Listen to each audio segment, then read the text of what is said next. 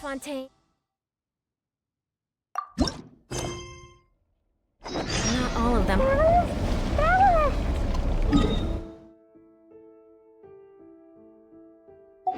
If you're ever... They're like baked up kitty over there. What's up with you today? You feeling okay? We've been traveling all over lately, so maybe you've come down with something. That's it. We're getting Baiju to check you over.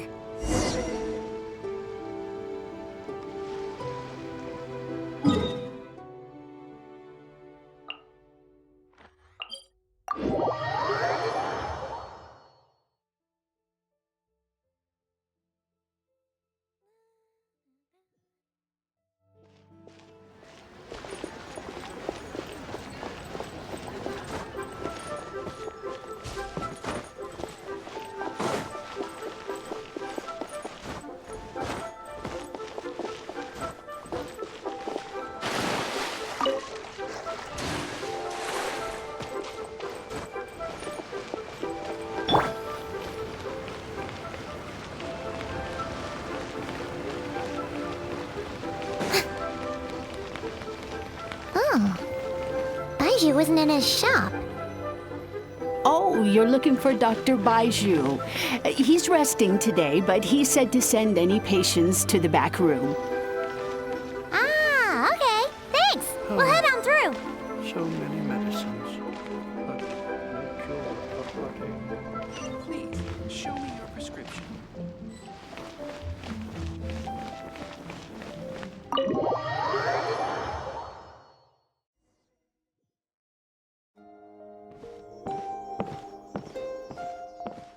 Traveler, Paimon, welcome.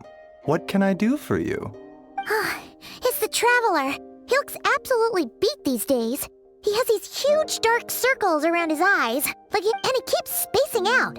You have to call his name several times before he snaps out of it. What do you think it is? Is he sick?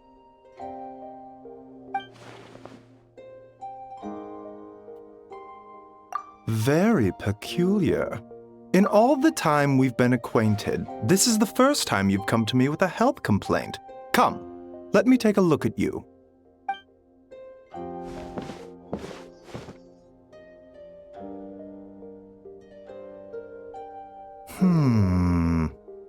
Okay, Paimon does not like that expression, Baiju. It's not serious, is it? Complexion is good, eyes are clear, breathing is steady, pulse is strong. Physically, you appear to be in good condition, Traveler. In theory, your energy level should reflect that. You should be feeling right as rain.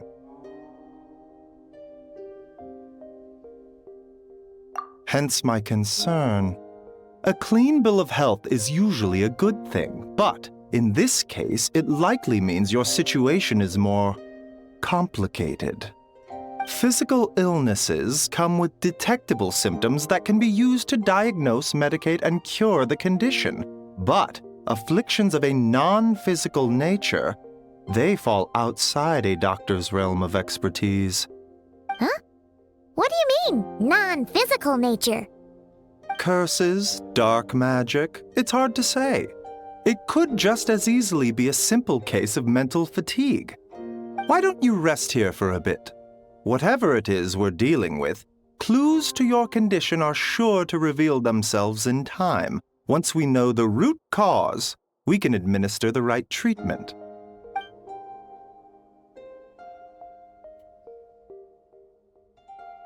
In the meantime, Changsheng and I will review the relevant literature for afflictions that present with mental fatigue.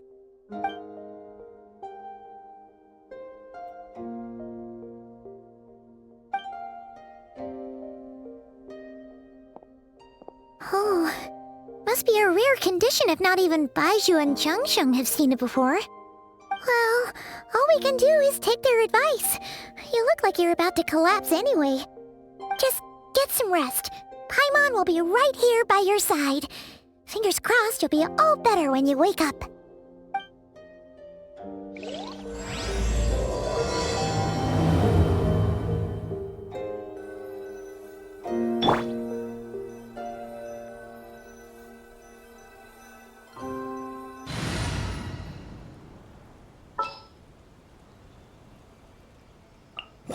This is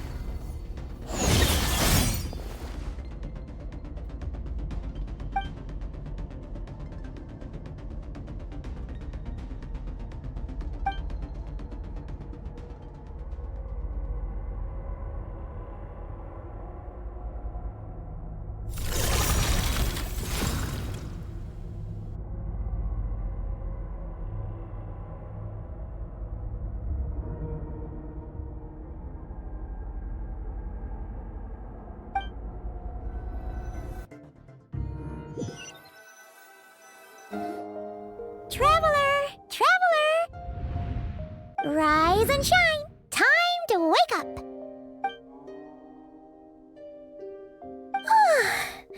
For once, you're making Paimon look like an early riser. It's already afternoon. Hopefully all that sleep did you some good. Feeling any better? A cut? What?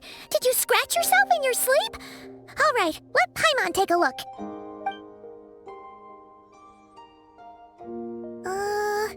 Nope, nothing there. Wait, did you have a nightmare? Okay, don't panic. Paimon heard that dreams tell us what we need by showing us the opposite. So, if you had a nightmare, maybe all you need is something to cheer you up. Come on, Paimon will treat you to something yummy.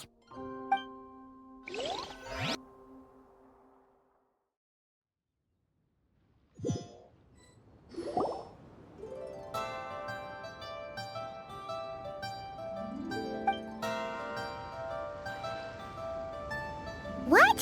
So, in this dream, you were trapped in a weird place with thick fog everywhere, and then a spike came out of nowhere and stabbed you in the back? Oh. Okay, well, that's a new one. Are you sure it was a dream? 'Cause from the way you describe it, it sounds like you were really there. But then again, you woke up right where you went to bed. And you were definitely in a deep sleep this morning. Then, it's decided. Paimon will stay up and watch over you tonight. If anyone tries to mess with you, Paimon will beat him up. Or, wake you up first and then we can beat him up together.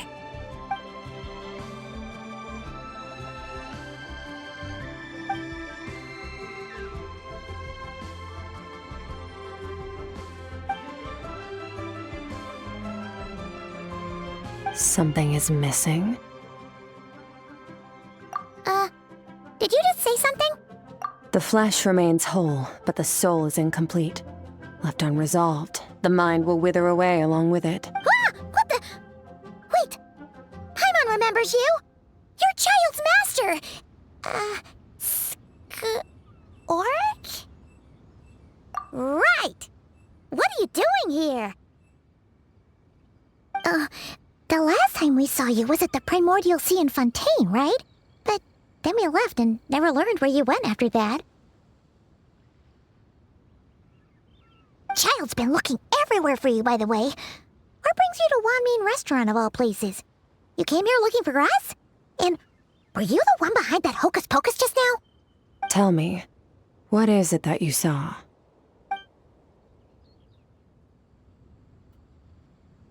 Tight-lipped, huh? I suppose that's fair. You, I'll take a glass of wine. Oh, of course! Coming right up. We make this one in-house. It's not too strong. Enjoy. Chef Mao, I'll take a grilled tigerfish over here. Coming right up. Ah, if I knew we'd be this busy, I wouldn't have approved Shenhe's vacation. At the end of the day, what happens to you is of little consequence to me. I'm not here to try and win you over. Trust me or not, the choice is yours. If you want my help, now's the time to speak up. You have until I finish my drink.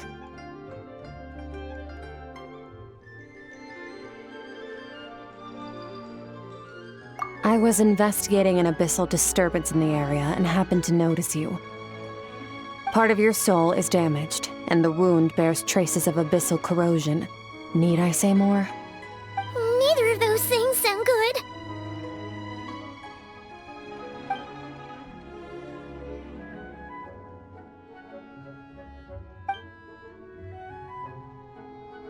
Well, should we trust her?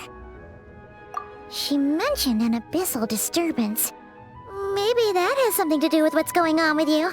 But we could always find a different expert on the abyss to help us out. Yeah, and that thing she said about your soul being damaged is scaring Paimon. Definitely something we should fix sooner rather than later. Skirk's an interesting one, that's for sure.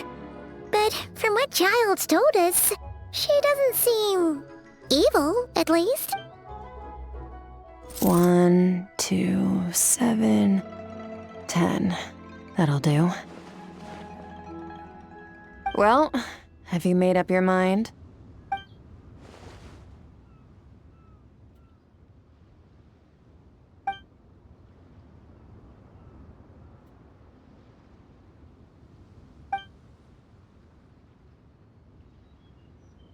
So, that's all we know, Miss Skirk.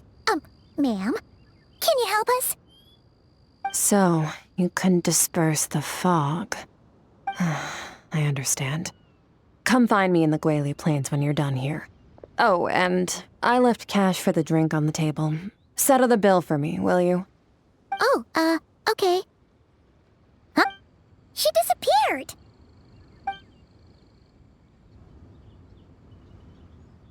Wait, hold on. You overpaid. Oh, no. This includes the drink, so it should be the right amount.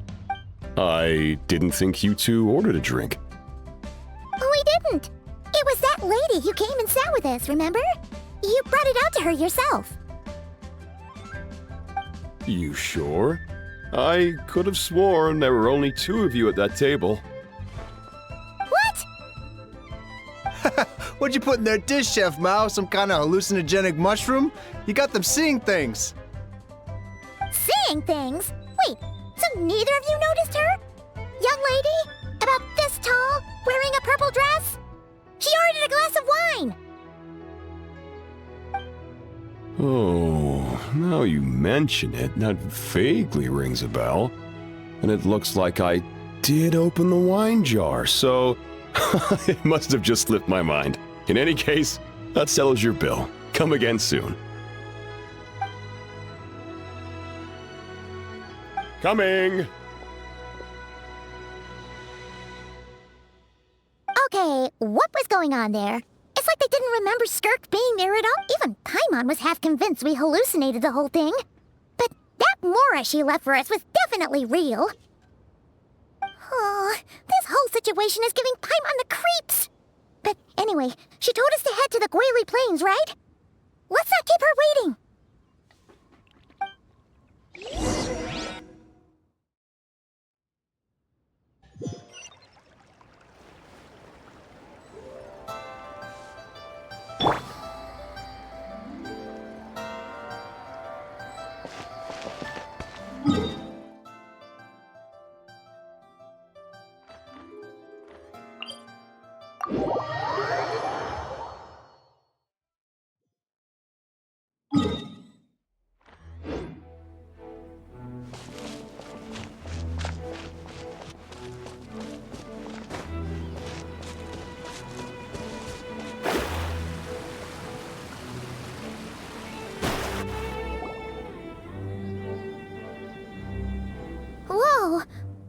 these Rift Hounds doing here? Huh. Looks like they're collecting something. Let's go check it out.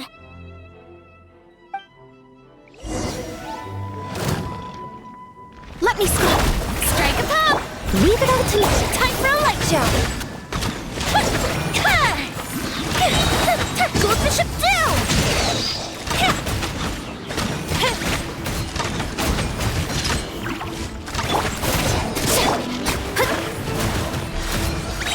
Decided by destiny.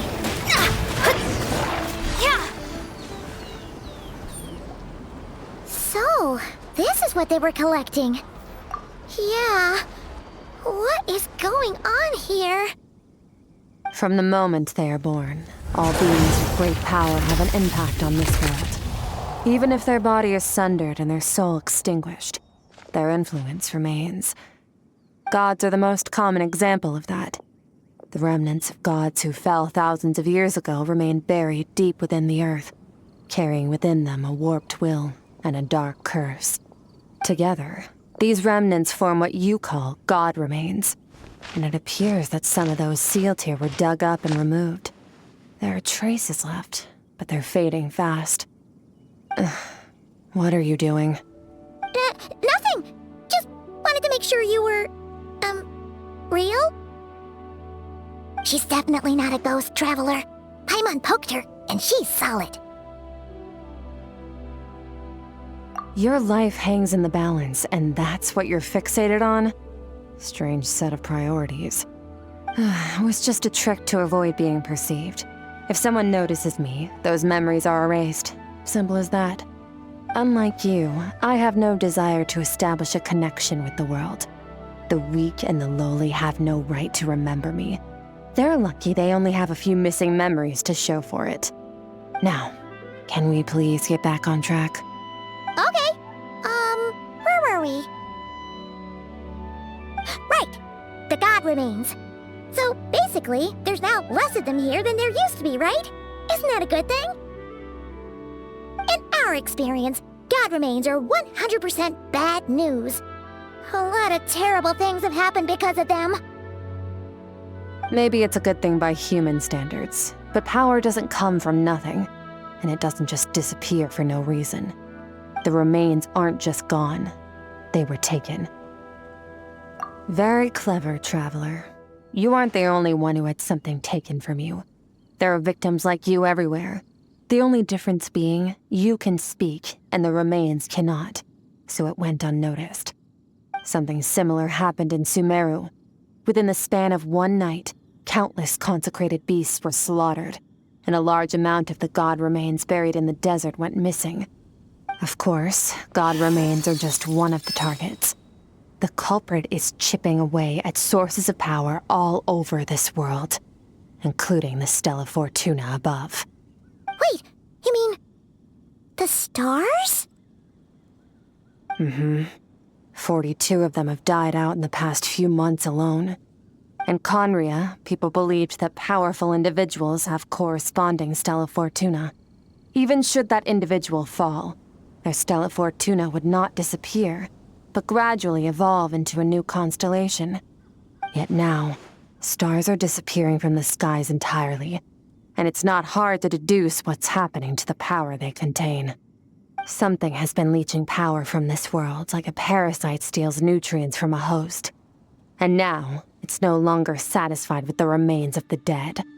It wants you. This time, it only took a fragment of your soul.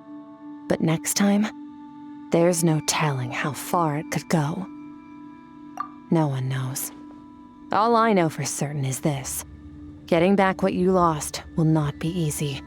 Considering how much power this entity has stolen, it must be a god-level being by now at least. But that's not the real concern. Souls are fragile things, and yours could easily be crushed if you go up against it. So you're gonna help us, right? We're going to help each other. You are my ticket to uncovering this thing's true identity. Well, great! You seem super strong and you know a lot about the Abyss, so Paimon will take it.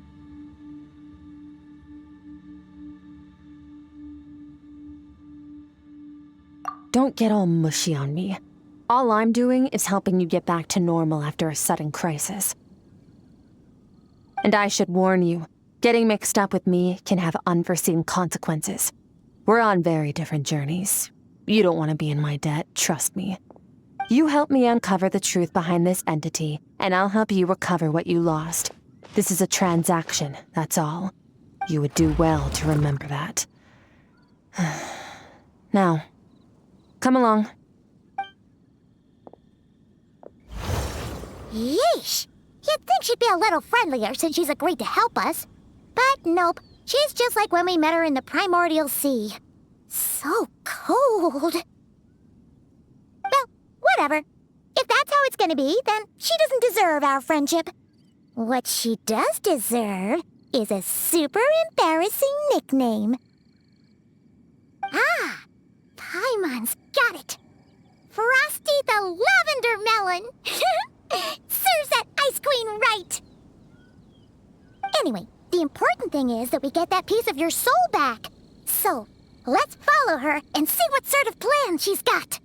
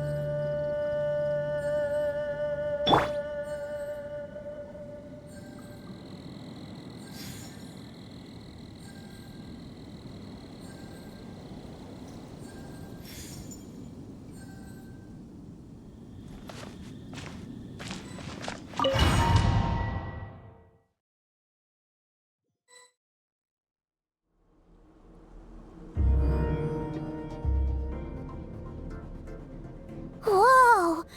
This place is way bigger than Paimon expected. Where are we? This is where I live. I suppose it's the closest thing I have to a home here. It is. I brought you here because time flows differently in this place. I don't know how much Ajax has told you, but when he fell into this space, I mentored him for 3 months. In that time, only 3 days passed in the outside world. Ajax? Oh, right! That's Child's real name! Yeah, Paimon remembers him mentioning something like that.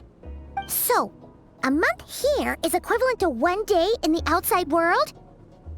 That should mean we're safe from that power-hungry soul snatcher for now, right? Yes, well, I didn't bring you here just to show you around.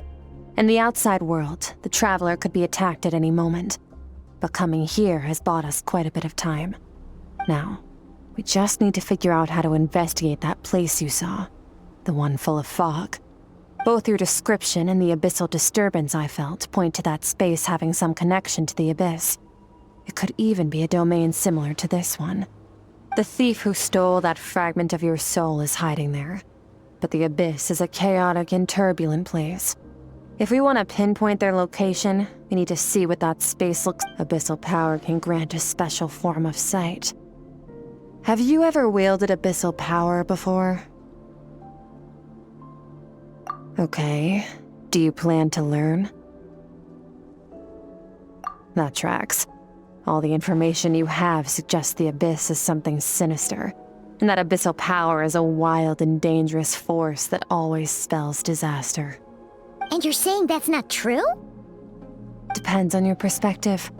Floods and hurricanes take countless lives too. But if one day you gain the power to control them, what was once a calamity is now just another tool in your arsenal. I'll respect your opinion, though. Just means we have to turn to the second best option.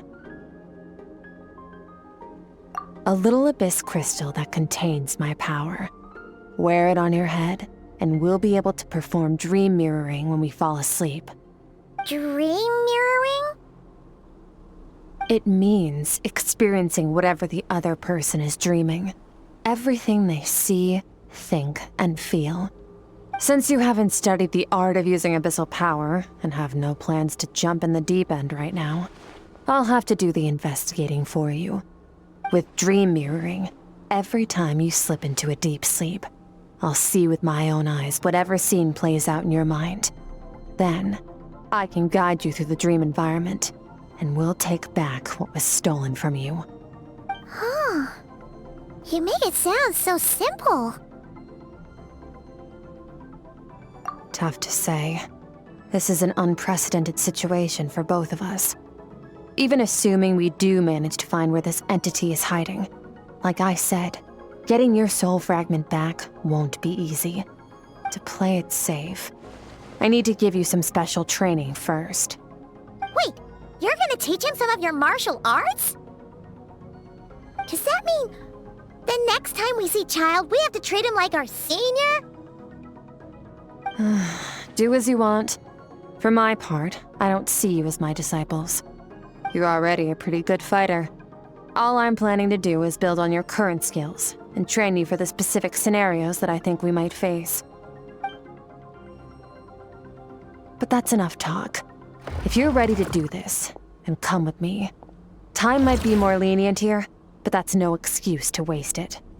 Oh, she moves fast. Paimon can hardly keep up with her. So, special training, huh? Kind of a rare opportunity. With your skills, there's not a lot of people qualified to train you. The last time something like this happened was probably anti-Raiden Shogun training, right? Oh, feels like a lifetime ago. Skirk seems pretty strong too, though. Remember how she said that the all-devouring narwhal was just her master's pet? Maybe we really will learn something here.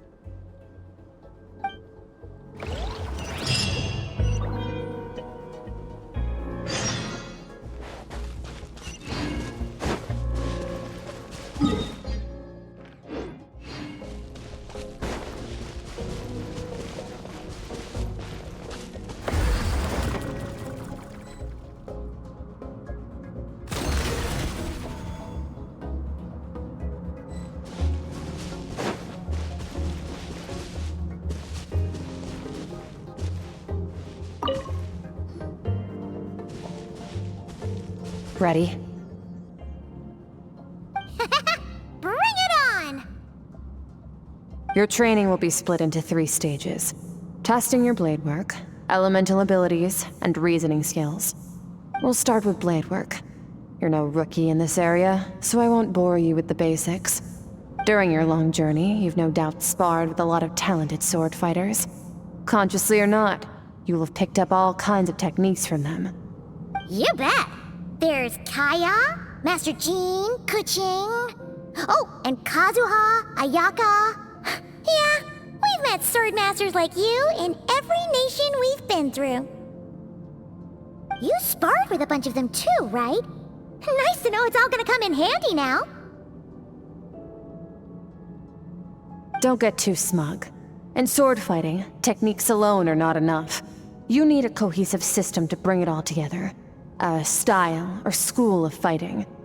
To use the human body as an analogy, your style is your skeleton, the foundation, the framework. Techniques are the muscles and other flesh attached to the bones. This is where your strength comes from. Improving your sword fighting is like growing that body. If your frame got bigger and taller, but you didn't add any muscle mass, you'd be weak and flimsy.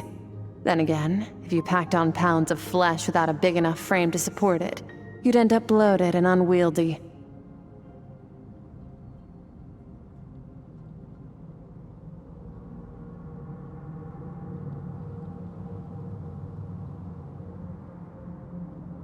You need to do some introspection.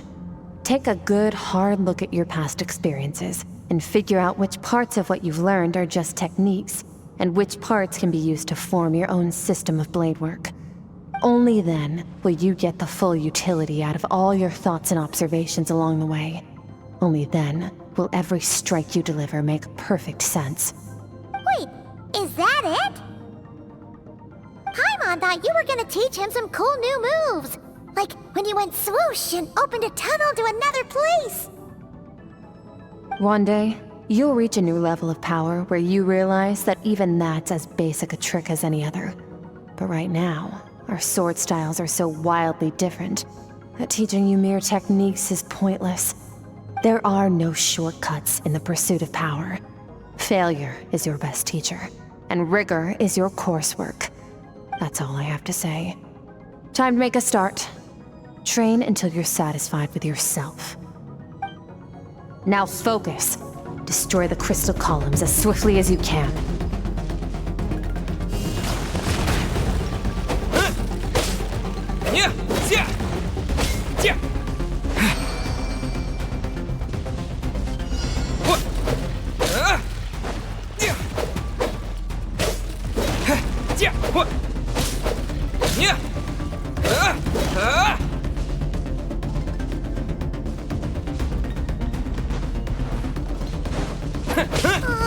This is making Paimon's head spin. Hang in there, traveler!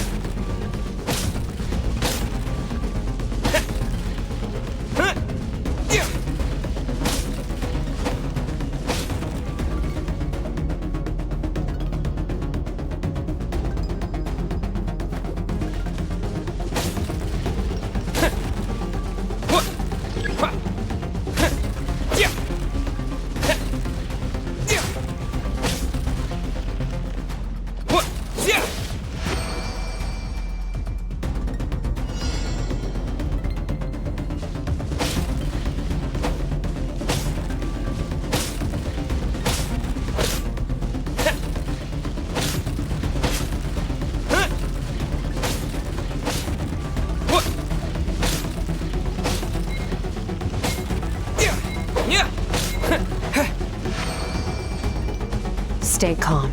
Use your head. You have to keep it together.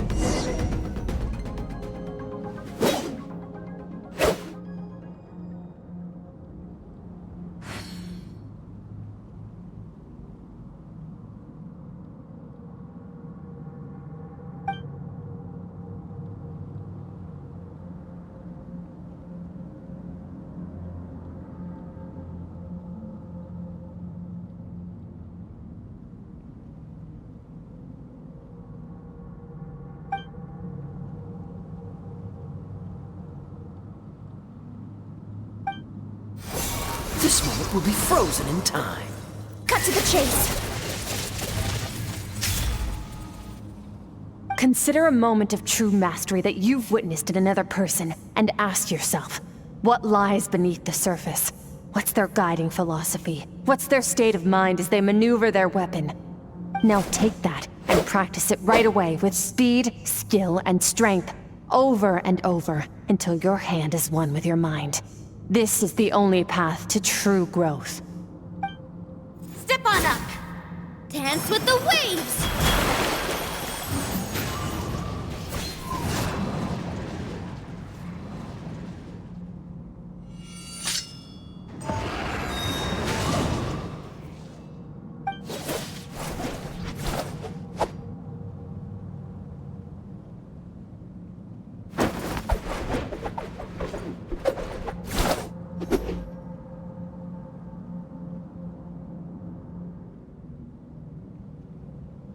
If you start to tire, empty your mind, but do not stop.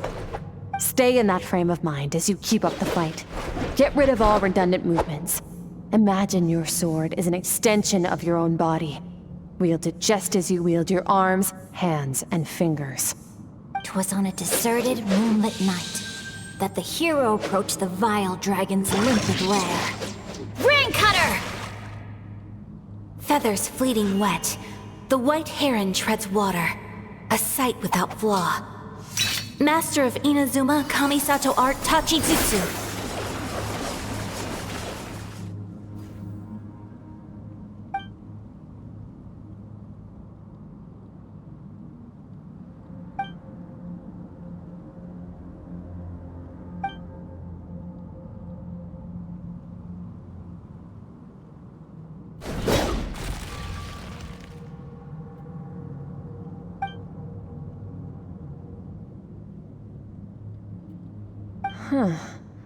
Looks like you've made some real progress. That concludes your training session. Awesome! Paimon knew you could do it! How do you feel? As you should be. Time flies when you're training hard. You've actually been going for several days now with no rest. Yeah, meanwhile Paimon's had a whole bunch of naps. But you were so focused, she didn't want to interrupt you. Go get some sleep. I'll be doing the same very soon. Let's hope you see that foggy place in your dream, so I can get this investigation over and done with.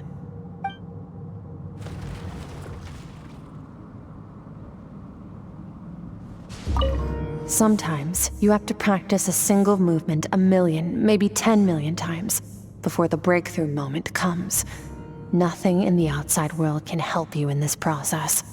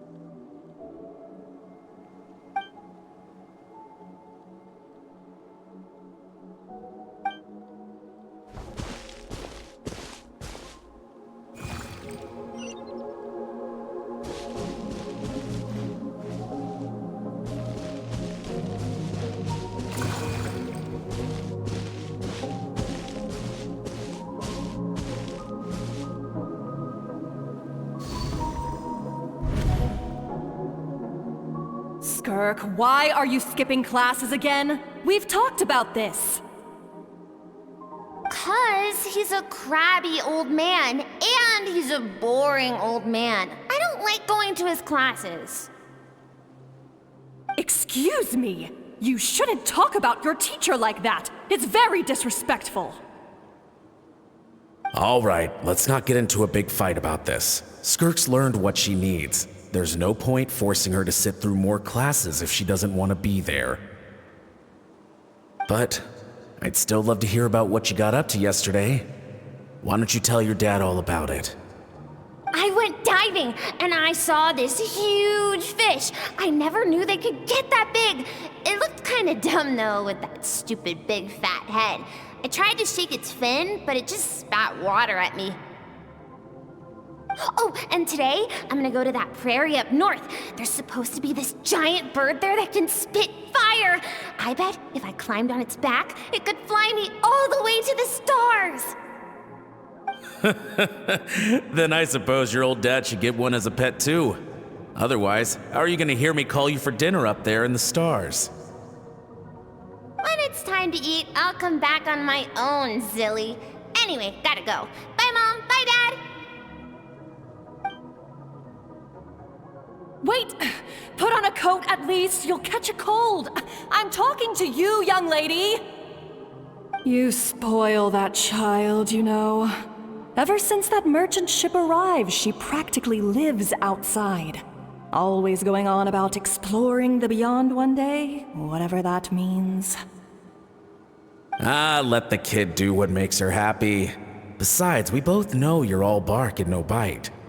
Come on, our little adventurer's gonna be hungry when she gets back. Let's get started on dinner.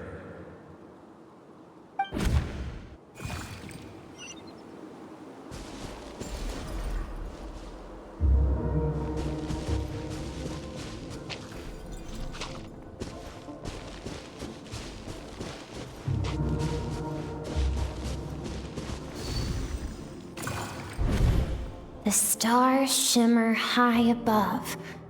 But what lies beyond the stars? Mountains as far as the eye can see?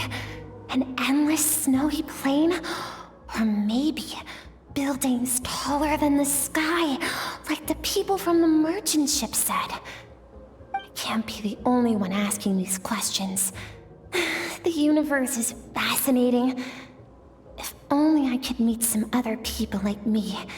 We could set sail together and explore every corner of the world. I'm sick of being a kid. There's so many amazing things out there, and I'm ready to see them all. But for now, I'm starving. Better get back.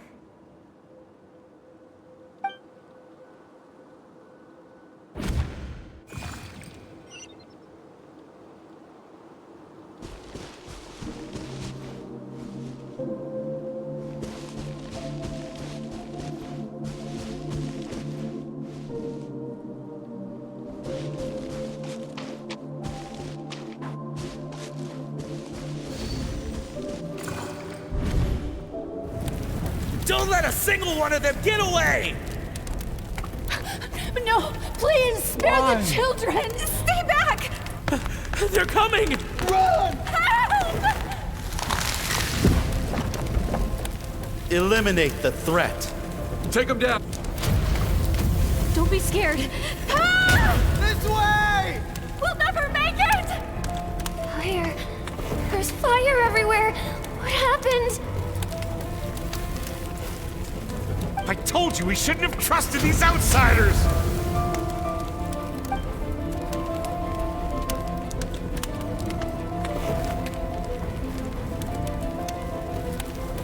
Why are you doing this? What did we do to deserve this? We welcomed you with our finest food and drink, showed you the best our home has to offer, gifted you cloth dyed by our own hands. And this is how you treat us? Run! Save yourselves! Captain, Zone 3 is clear and we have Zone 2 surrounded. Begin extermination. remember the orders from upper command. No one is to be left alive. Rest assured, sir. We have enough munitions to annihilate these savages and burn their entire civilization to the ground. Good. The only ones who put up a real fight are that man and his wife, correct? What's their status? We shot the man in the ankles and the wife broke her wrist attempting to fight back. They won't be doing much more fighting. They're holed up in their home for now, but they won't last long. To prevent them from making some kind of last stand, we're planning to clear out the other zones first so we can send a bigger squadron to surround them. Well, well. Turns out some of these beasts do know how to use their claws. Now the threat these savages pose will be undeniable. Let them cling to what's left of their lives for a little longer. Once the other zones are cleared, I'll cut off their heads myself.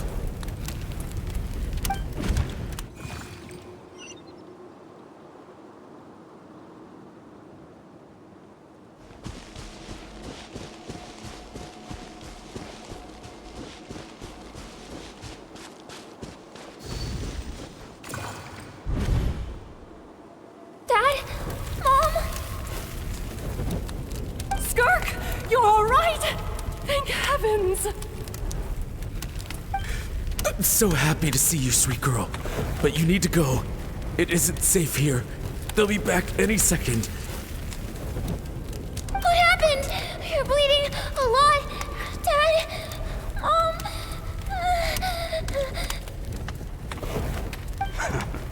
This is the place.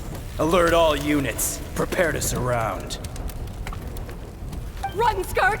Run as far away as you can! Don't trust anyone! Your dad and I, we're not afraid to stare death in the face, but we need you to survive. My clever girl, so curious. You're already so brave. I know you're going to grow up to be such a positive light in this world. Whenever you miss us, just play this song. Remember, life is a gift. Don't let darkness claim it. Break down the door! Look what we have here. A savage that can pluck a tune. Well, the show's over.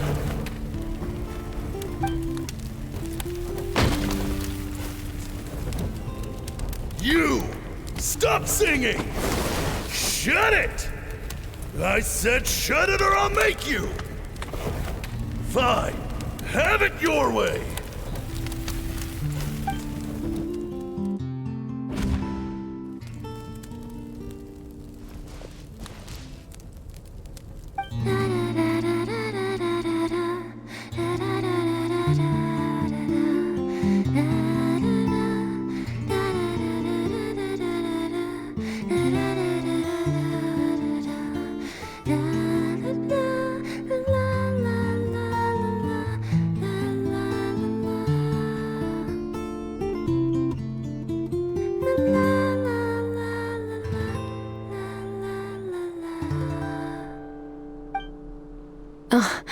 You're awake? I found a few clues while you were asleep, but it's only a start. Now, time for the second stage of your training. This time, the focus is elemental energy. Come find me when you're ready to begin.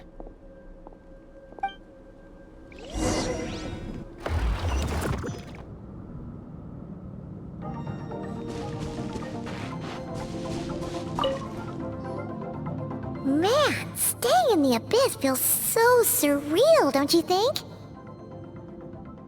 No day and no night. It's like time hardly exists. If we weren't careful to keep track, it feels like we'd have no idea how long we've even been here. Well, except for the fact that Paimon still gets hungry like clockwork. You go do your training. Paimon's gonna grab a bite.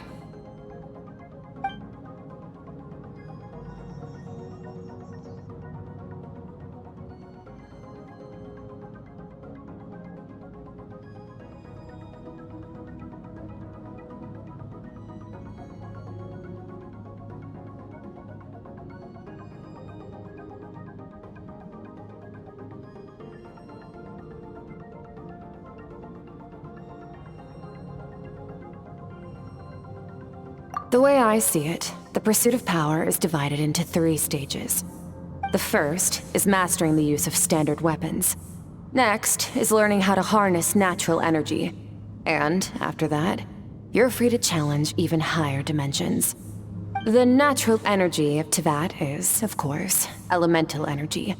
But that's not my area of expertise. I draw from a different source of power. Abyssal power, yes. Also known as the power of the Void Realm. My master, Sertologi, is a true expert in that area. After all, he was one of the group of 5 that infamously stole the all-encompassing power of the Abyss, an act for which the people of Conria gave them the epithet, the 5 Sinners. The elemental energy of Teyvat, on the other hand, is derived from the power of the Light Realm. These 2 forms of energy exist in direct opposition to each other. Suffice to say, there's not much I can teach you this time.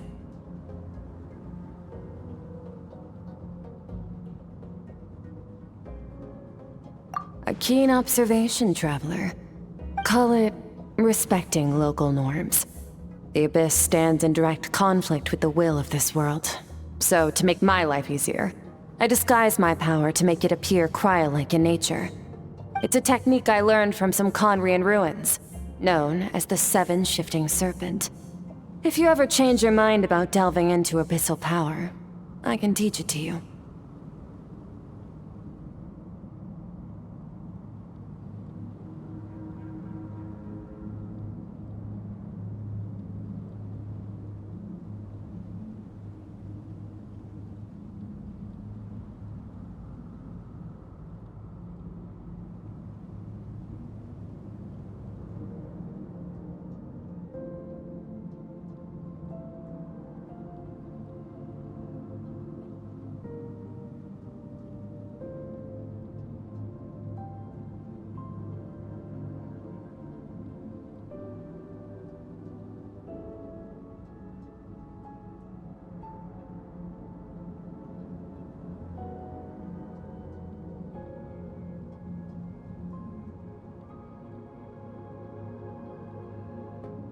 So I've heard. You seem to have a knack for removing abyssal power. But is purification really what's going on there? Like I said, power does not simply disappear. Just thinking out loud. Let's focus on your elemental training. That's what's gonna help us if the situation gets tricky. True growth comes from adversity, but only if you make the choice to pick yourself up again every time you fall. So, it's time to push yourself to the limit, and then keep pushing. This is the only way to advance at pace. Use the power of Animo to clear the field as fast as you can.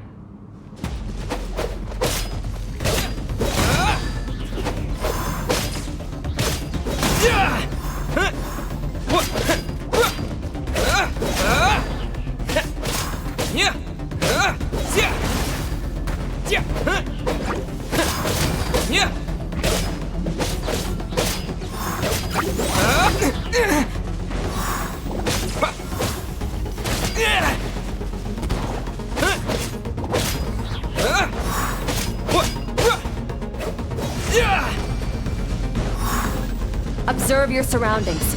Look for things you can use to tilt the scales of success in your favor. Wind blade! Disappear!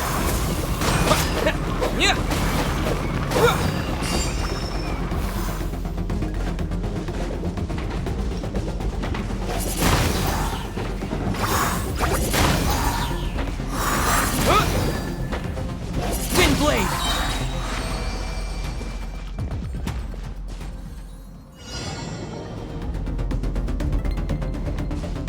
Use the power of Hydro to destroy the spikes.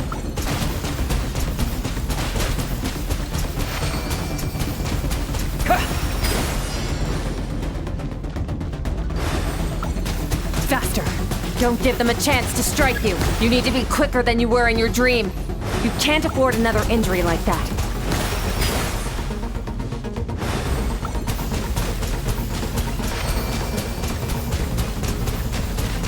Go!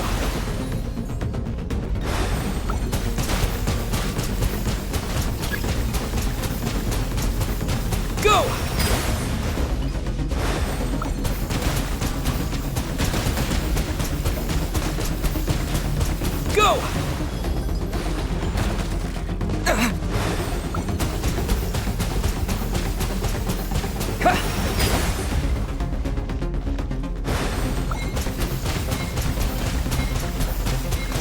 Go!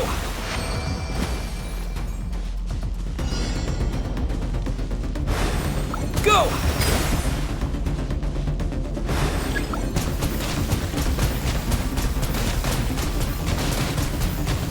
Water jet! Water jet!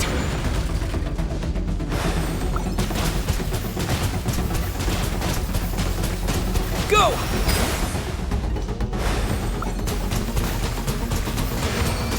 Water jet!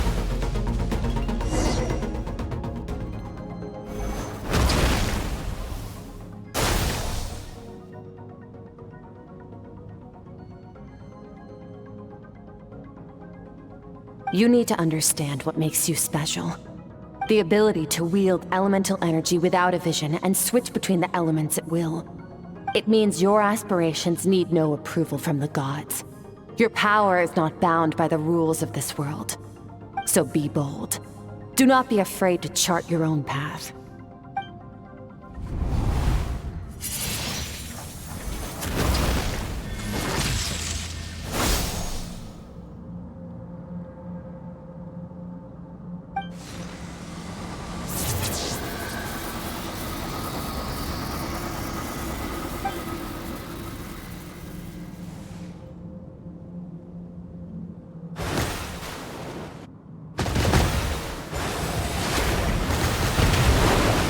Very good.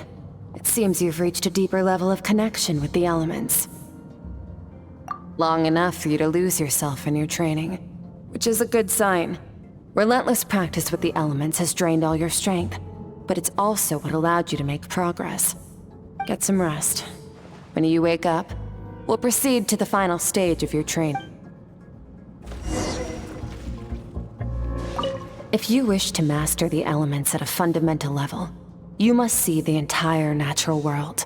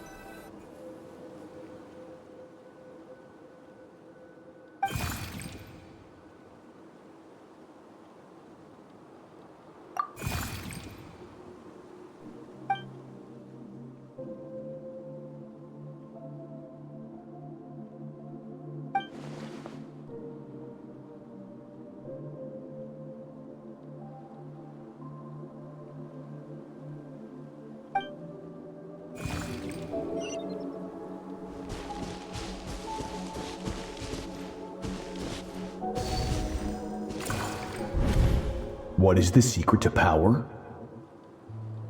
Longing, hatred, self-preservation. No, it is fear. The fear of losing those you love. The fear of watching your home burn. Fear of loneliness. Fear of death.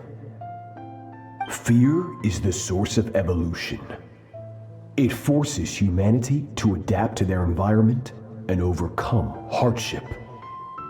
It is in the process of prevailing over our fears that we surpassed first ourselves and then the rest of the world. That fear is now part of you. It calls on you to evolve. And it is time to answer.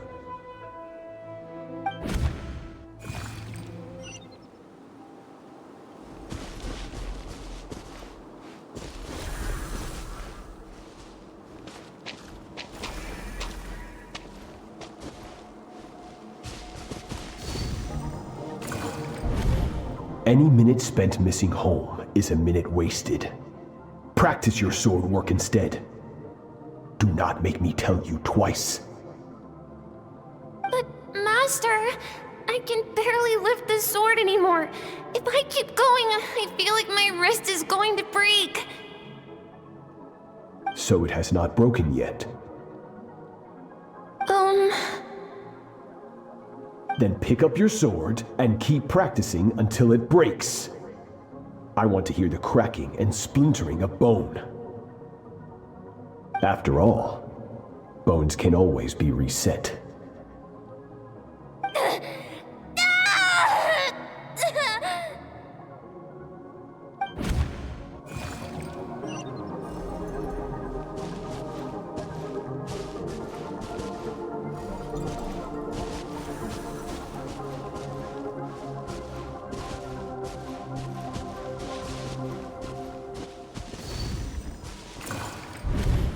Good, Skirk.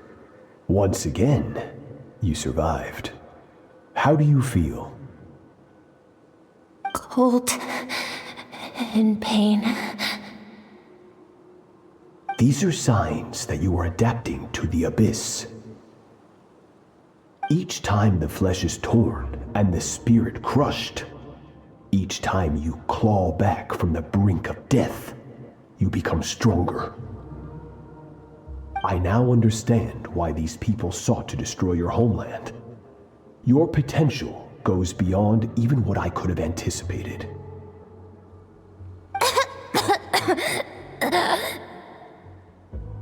But you still have much to learn in your pursuit of strength. Your mind is rife with distractions. From now on, I shall show no mercy in your training. You must learn to shut out all the pointless emotion, crush the self that makes you weak, and become master over your physical form. Get up, Skirk. Wipe the blood off your face. Cut away the rotten parts of your flesh, and mend what is broken. Then take up your sword.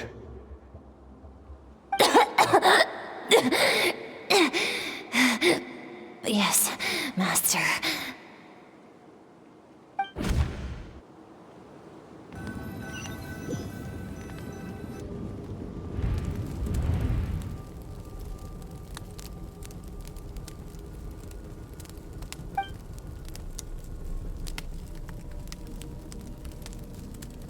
You're up!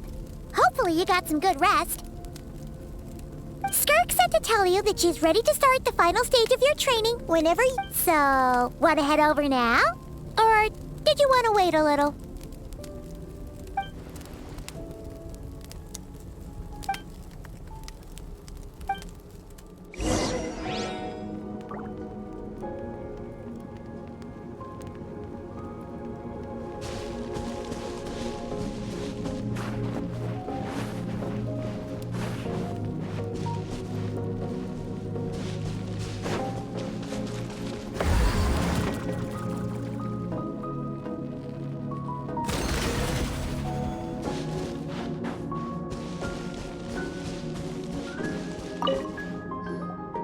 From your training so far, you have gained better command of the sword, and more control over your elemental abilities.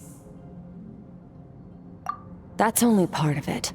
Experience is the real teacher. Your journey, the friends you have made, the dangers you have faced. These have taught you more than I ever could. Now, it's time to focus on how you react under pressure. You must be able to think rationally, even in unpredictable combat situations. To simulate this, I'm going to attack, and you're going to block. Ready?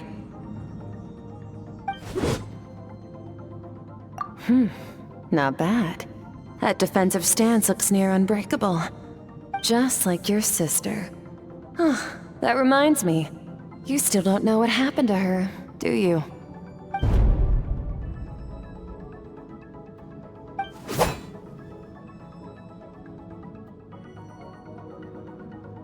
Hey, no fair! That's cheating! You think every opponent has the same moral code as you? You can denounce their deplorable methods all you want, But only if you live to tell the tale. Strong emotions will always arise in combat. Anxiety, anger, fear. But a true warrior is never at their whim. Only how amusing. Almost sounds like you think you know me. But you don't. You can choose your own path. We are not the same. Let's begin. Try to use reason over emotion. Make the most rational and advantageous decision in any given moment. This is your final training session. Look alive. Same drill as before, but this time I'm going to interfere. Hold your focus.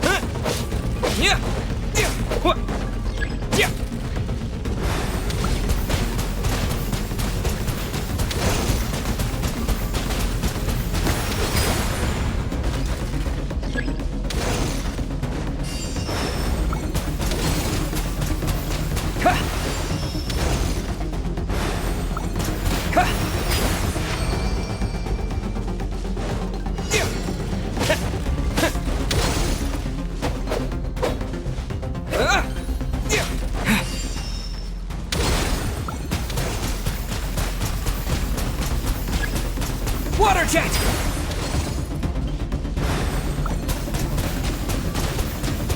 Water jet!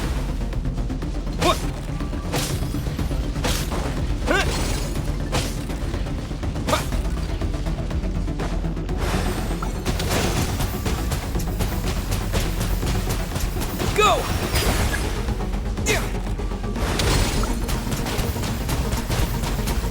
Go!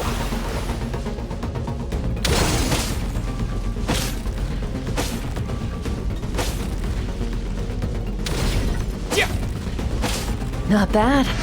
Better than I expected.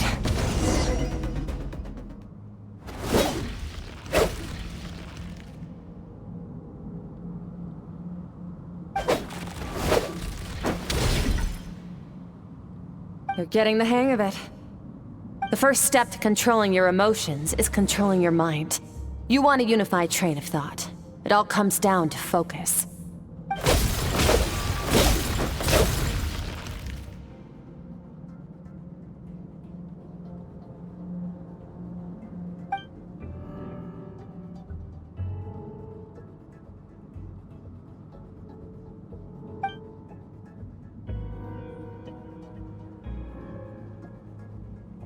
Your mind is rife with distractions. From now on, I shall show no mercy in your training. You must learn to shut out all the pointless emotion, crush the self that makes you weak, and become master over your physical form.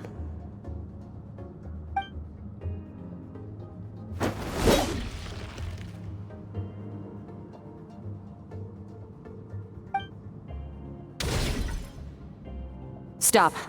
Let's pause here. One look, and I can tell your mind has wandered. That's to be expected. There's a limit to how long a human being can concentrate on one thing. Staying calm and focused sounds simple in theory, but in practice, it's more demanding than sword work or elemental abilities.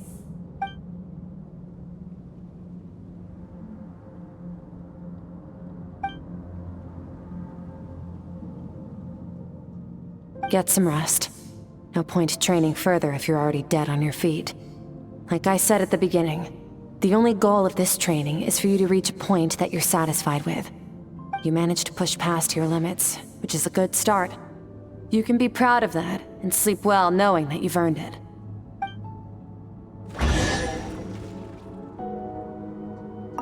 Warriors will train day and night to perfect their skills, but when the battle comes, their fate may be decided in a matter of minutes. One mistake, one moment of hesitation, and just like that, all their blood, sweat, and tears were for nothing. You need to push yourself to perfection.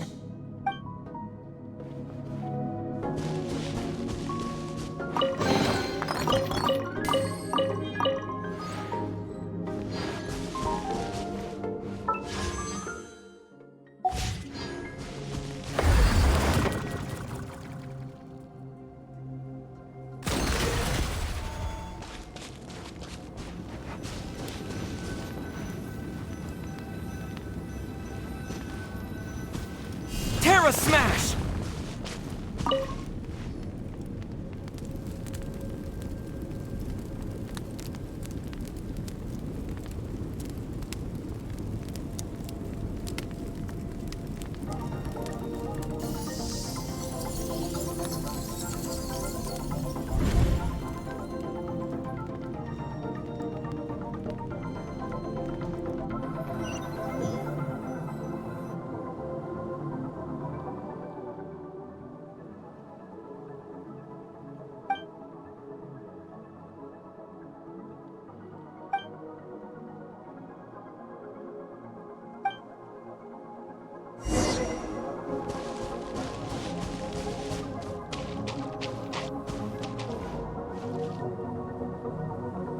Skirk is amazing.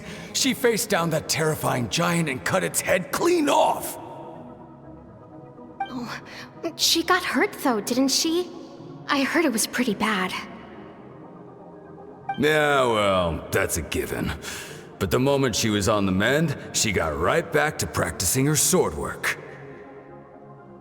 I heard Master suffered a grave injury once too. Lost an arm and a leg and still came back stronger than ever. Skirk's becoming more like him by the day. Oh, incredible. I wonder if I'll ever reach their level. They're always so resolute, so unshakable.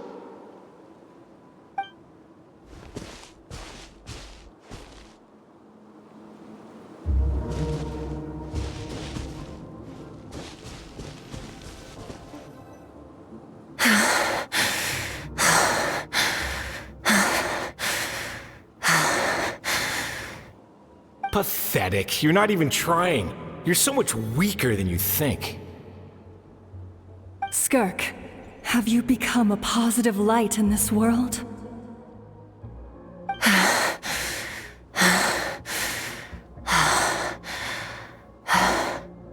Do you even remember how many of us perished in that fire? How many bodies were left to rot on the scorched earth? Yet you alone live on.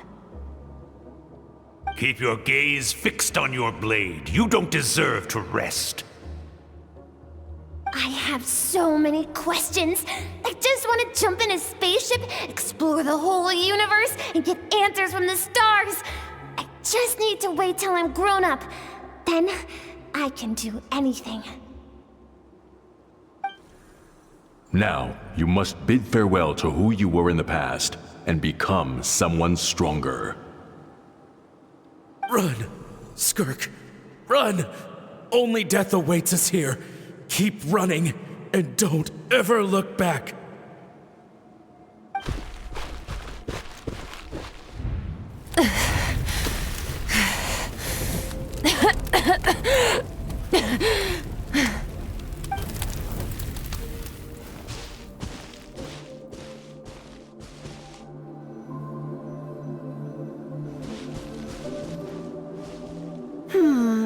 Let's see here.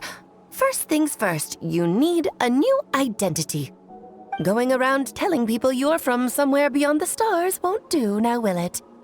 How about saying you hail from beneath the earth instead?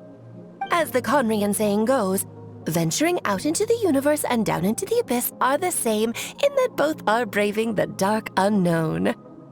Well, I'm a visitor on this planet, so I'll follow the rules. Ah, splendid. That saves me quite a bit of trouble. Let me offer you a piece of advice in return, although it might not be what you want to hear. I know the pursuit of strength is important to you, but taking a moment for yourself every once in a while is never a bad idea. Ignore her existence for too long, and there will come a day when you can no longer hear her voice.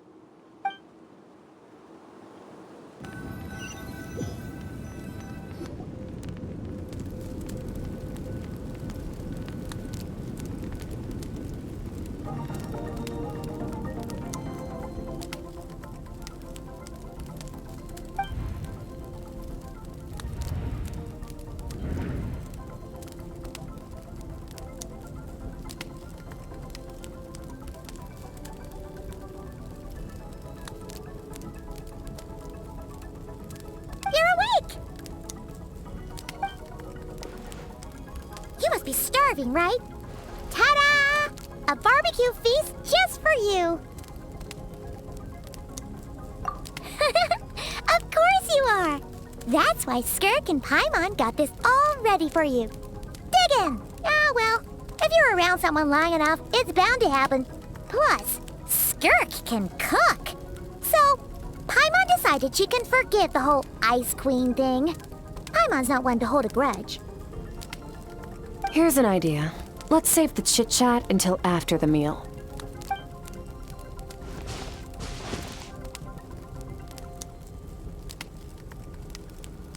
Ugh, so full.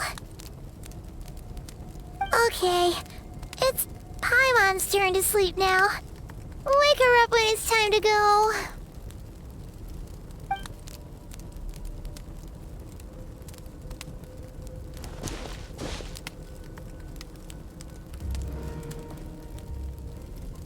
I have good news.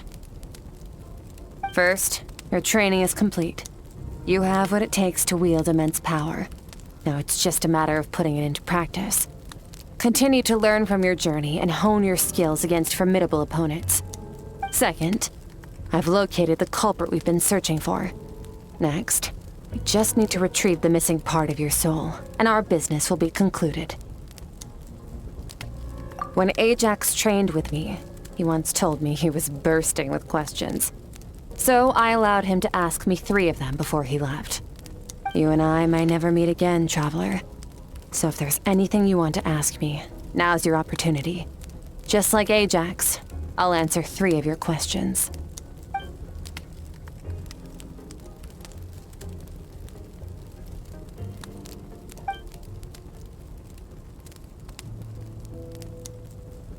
Okay, not the angle I was expecting. What makes you ask that?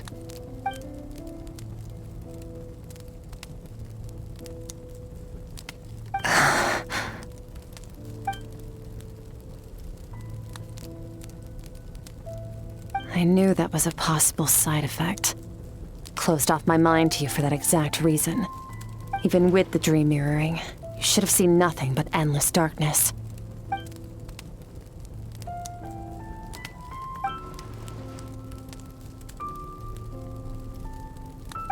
Whatever. Must have been a flaw in my execution. I shouldn't be too surprised. Due to some recent circumstances, my self-control has been lacking as of late. Since you've seen what you've seen, there's no reason to hide the truth. All I ask is that you keep it a secret. No, I'm not from Teyvat. I'm from a different planet. And there was a time when I journeyed through the stars. A lot like you in some ways. No, we're different in that respect. You're influencing the fate of this world. But me, I'm just passing through. Several hundred years ago, my master, Sertologi, opened the border between worlds and sent me here. But this is not my home. And one day, I'll return to the vast unknown of space. So, there you have it. On to your second question.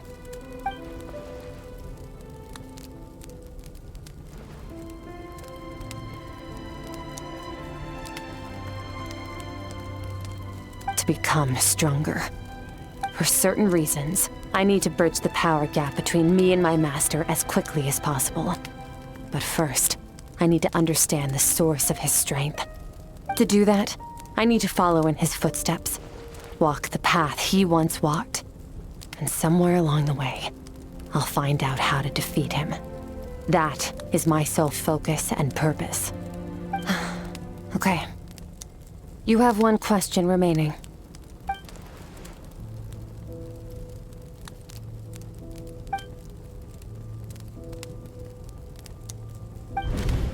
You make it sound so easy.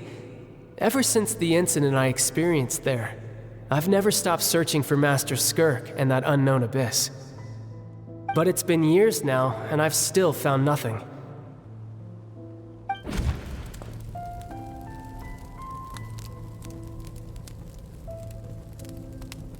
Well, your last question? Ajax. His situation is different than yours.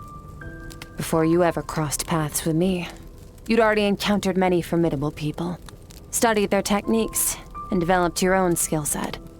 So, during your training, all I had to do was build upon that foundation. But Ajax was so young when he came to me. A complete blank canvas. Children can't help but imitate their role models. In the long run, that would only hinder his growth. Once Ajax has enough strength in his own right, I will allow us to meet again. Until then, let that motivate him to reach his full potential.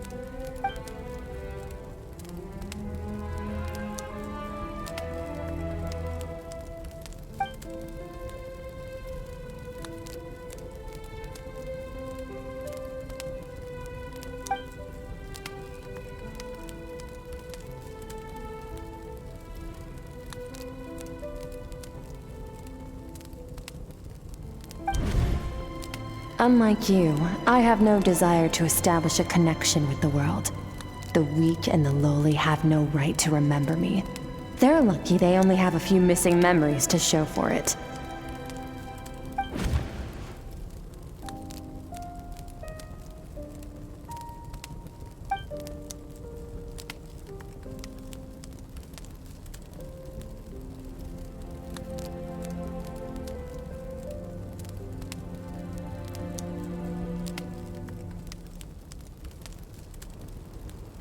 Wake up your companion. It's time to go. Oh, and everything I just told you. Best keep it a secret from her as well.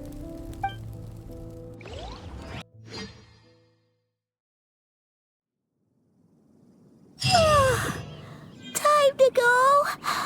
Oh, finally. Where are we headed? Just follow me. I'll open an abyssal rift close to the culprit's location. It will take us to where he's hiding.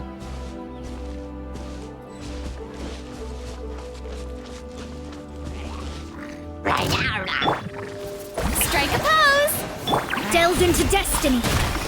Leave my space!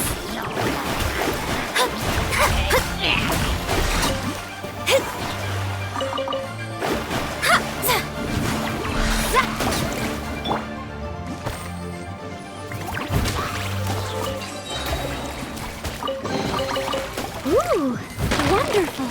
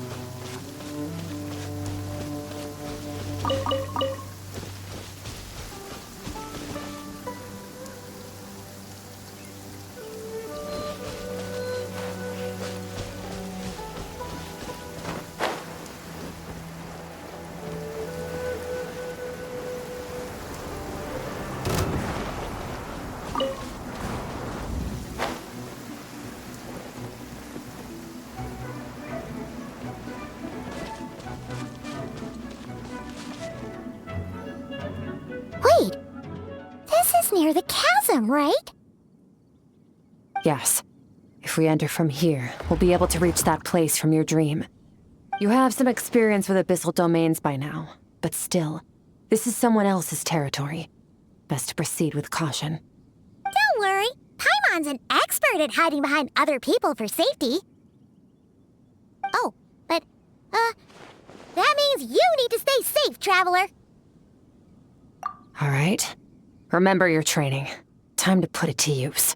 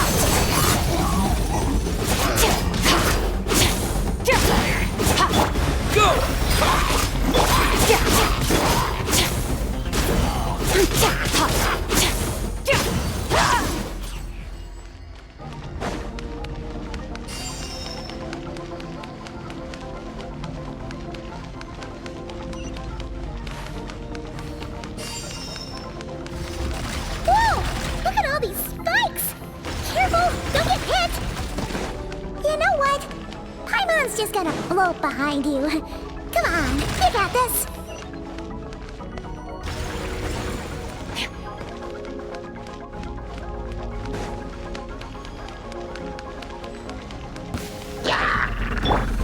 Wipe out!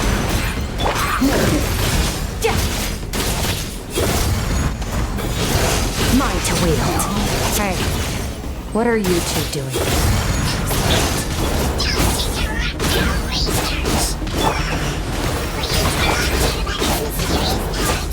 Dusty, like an abandoned house. Let's press on.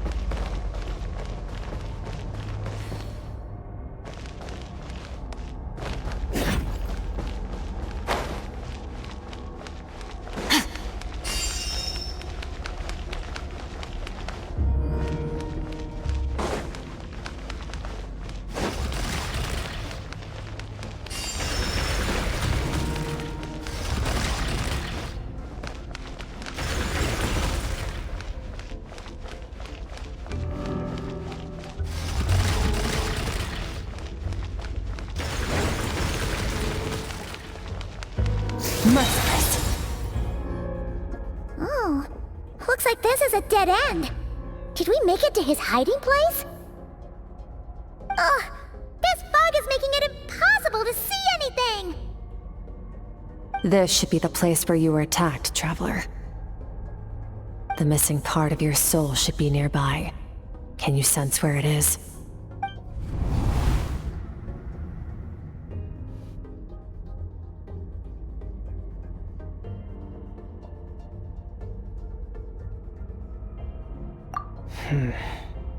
Our opponent must have covered his tracks just in case. Otherwise, you should have sensed it much more strongly. Hold on! Look! The spikes are back! Stay calm. Let's hold back a little. Give our enemy some wiggle room so we can see what we're dealing with. If you're too reckless, we might be playing right into his hands. Our enemy took part of your soul for a reason. It's likely he integrated it into his attack somehow. If we're smart about this, we can track it down.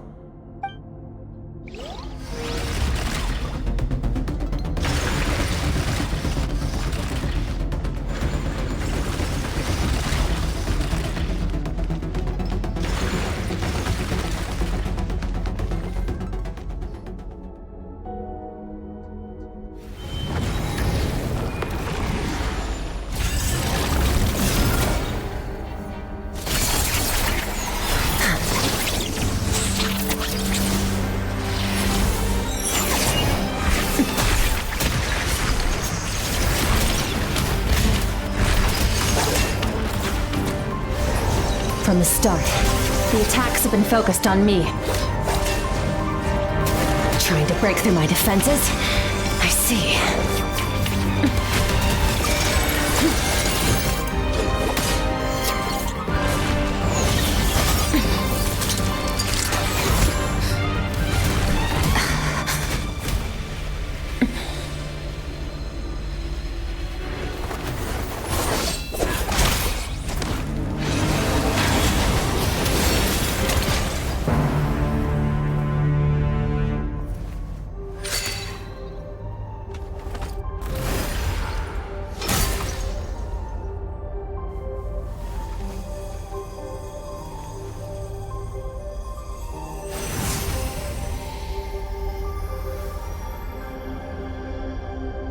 There. I got it back. Traveler! Skirk! What happened? It looked like Skirk just got...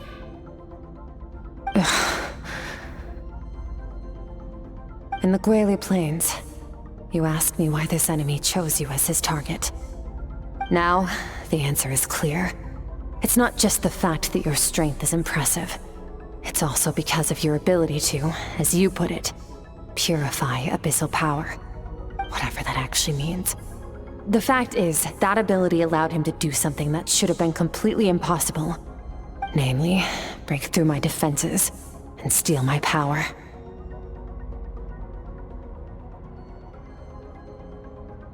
No, he couldn't have known I'd come to his domain.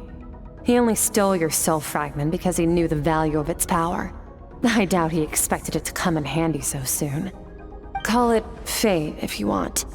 I believe that's the term they use in this world for arbitrary coincidences like this. In any case, it works to our advantage. Once I realized what he was using that power for, it gave me the chance to get back what you lost. I'll cope. Well, done gorging? Good. Time to answer some questions. How did you get the power of the all-devouring narwhal? The all-devouring narwhal? Oh, of course! Paimon knew that spike thing looked familiar. It looks just like that narwhal's horn! I highly doubt you acquired that power through your own strength. Tell me I'm wrong. You're desperate enough to scour the land for god remains and whatever vestiges of power you can find. That alone proves you wouldn't be able to defeat a creature like that. Which leaves one possibility. You know my master, the Foul, Sertologi. The Foul? Who dares call him Foul?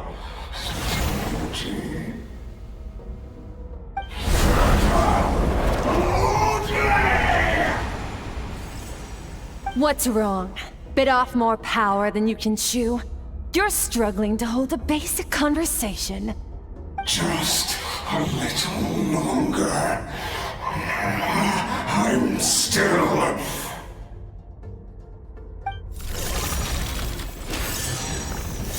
Look! It's back! Those obsessed with power will let it devour them before abandoning their pursuit.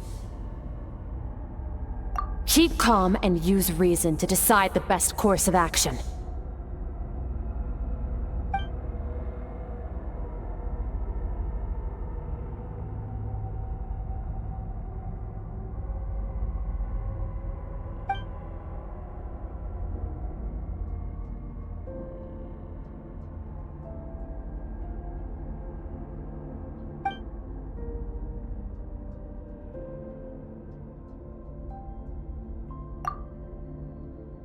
Wise decision. Final victory doesn't always come after a single battle. You've got your soul fragment back, so we both got what we came for. Let the enemy draw breath while he can. It won't be for long. Get us out of here, Traveler. You'll need to lead the way this time.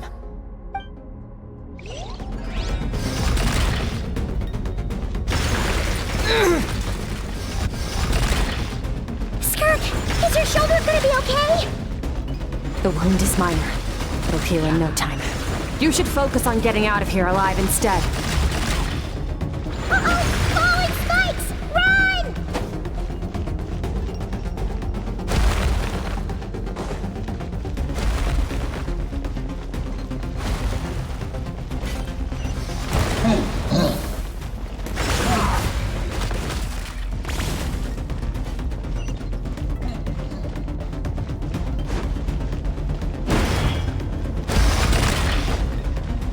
Watch out!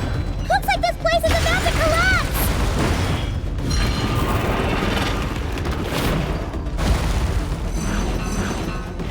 So, this guy's power has something to do with the all-devouring narwhal.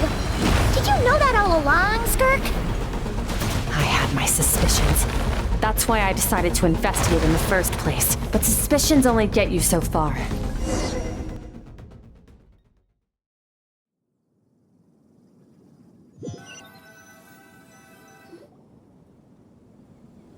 Phew. Oh, we should be safe here, right?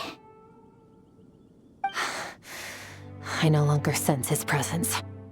Can't have followed us out of that abyssal domain. Weaklings like him will find that my power is not so easily controlled. He won't be leaving that place until he's managed to digest it. You seem surprised. I suppose that's fair. You've seen but a fraction of what that whale is capable of. That gaping maw could swallow a planet whole. It's called the all-devouring narwhal for a reason. Devouring is what it does best.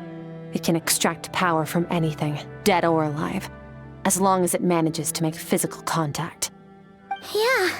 When we had our run-in with that thing, Neverlet mentioned that it has an instinct to devour. Your dragon friend recognized the nature of its abilities and used the power of Hydro to protect you.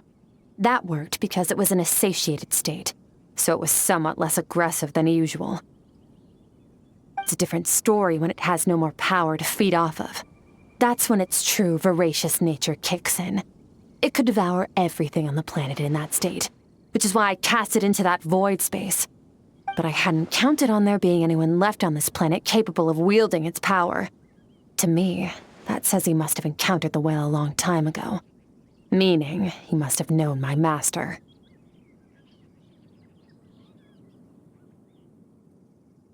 Exactly. It told me everything I needed to know. Hence why I said we both got what we came for. And I believe that brings our transaction to an end. Now that you're whole again, you can get back to your own journey. I'll handle the rest of this situation myself. No way! We can't leave now! Something was stolen from you because of us! We have to help you get it back! This isn't my first taste of failure or losing power. When you fall, you get back up again and become stronger. That's how it is. But what if that monster finds you before you're all better? Plus, how are you gonna get home? There's no way you can just go swoosh and open a door to the abyss again. Not without your full strength. So, sticking with us for the time being doesn't sound so bad, does it?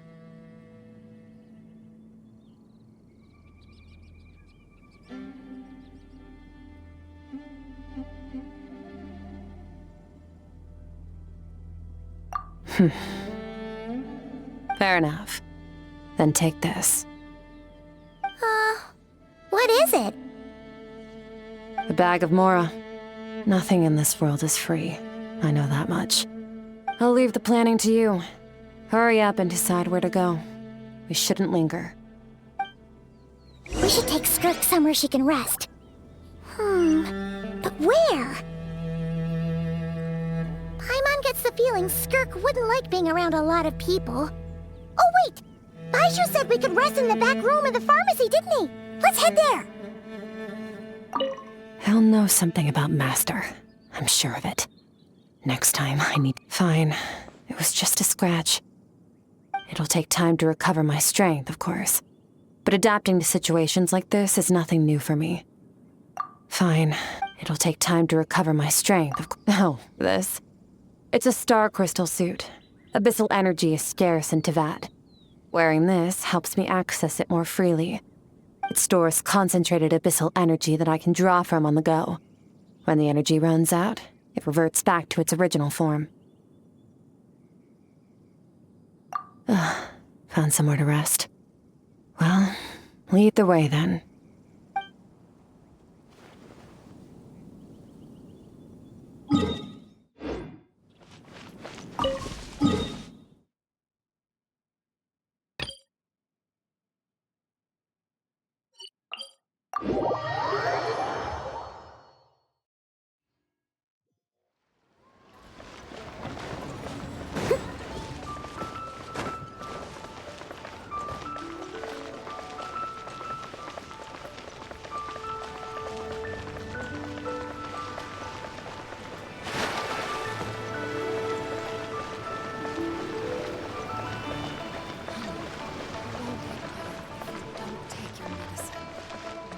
But I don't want to.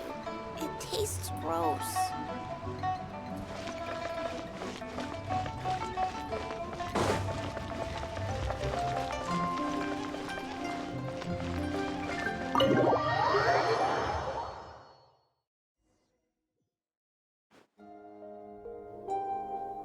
Huh. This bag from Skirk has a ton of Mora in it. Does she have a job or something? Wait, no. After what we saw at Wamin Restaurant, that seems impossible. Can you imagine? It would go something like... I'll be collecting my paycheck now, boss. Oh, sure thing. Wait, who are you? Have we met? Can't hold a job if you make everyone forget about you. So, what did you do to get all this Mora? Claimed some buried treasure, took care of a few monsters that were causing trouble. Nothing untoward. It's safe to use. Ah! You heard all that? A sonorous voice like yours is hard to miss. I wouldn't be surprised if the sound of it traveled to the nearest mountaintop. Then, did you by chance happen to hear Paimon's little, joke earlier? You mean when you called me Frosty the Lavender Melon?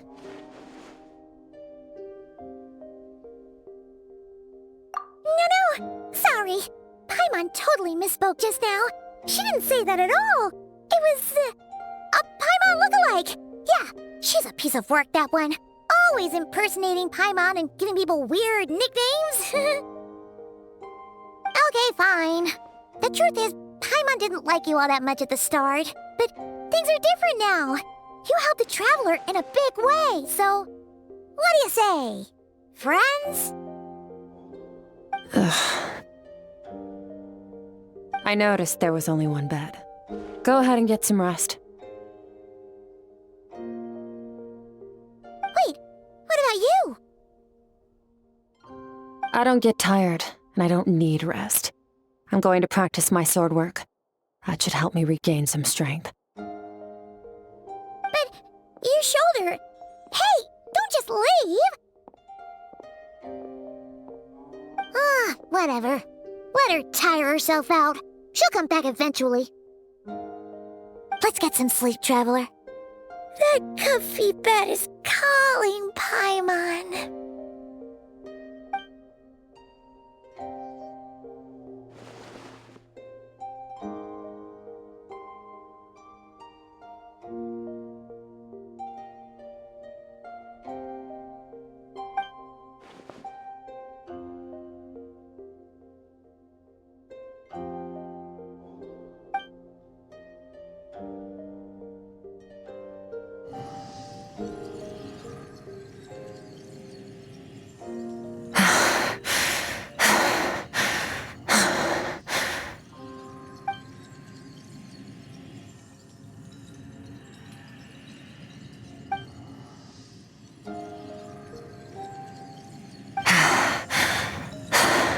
quiet.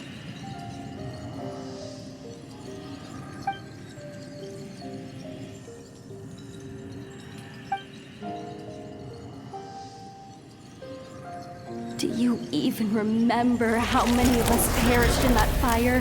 How many bodies were left to rot on the scorched earth? Yet you alone live on.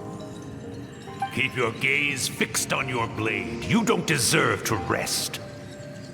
Run, Skirk. Run! Only death awaits us here. Keep running, and don't ever look back.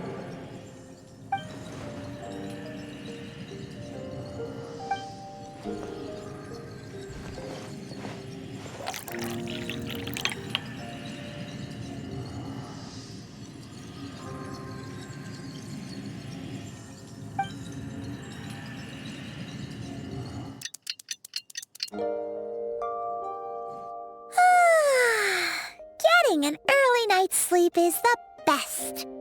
That bed was so comfy. Wait, Skirk? Have you been sitting out here the whole night? The bed's all yours if you want it.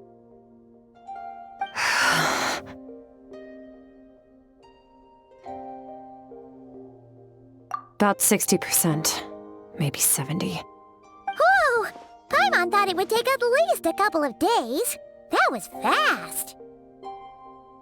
No, not fast enough.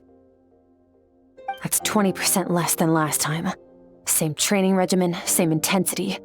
Nothing felt different, but somehow the outcome fell short. No, I think the problem's with me. I need to meditate for the next 2 days. Deep introspection should help me find the issue. Ooh, sounds intense. We'll watch over you in the meantime, then. Thanks. See you in 2 days.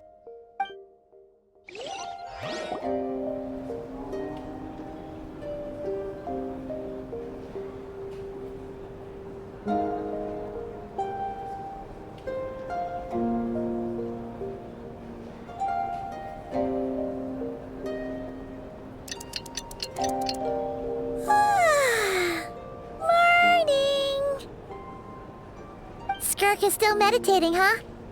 It's been 2 days already. Shouldn't she be awake by now? Paimon can't think of anything we can do to help. Oh, wait! Breakfast! That's it! Paimon will go get breakfast! Skirk is gonna be starving when she wakes up. Be right back.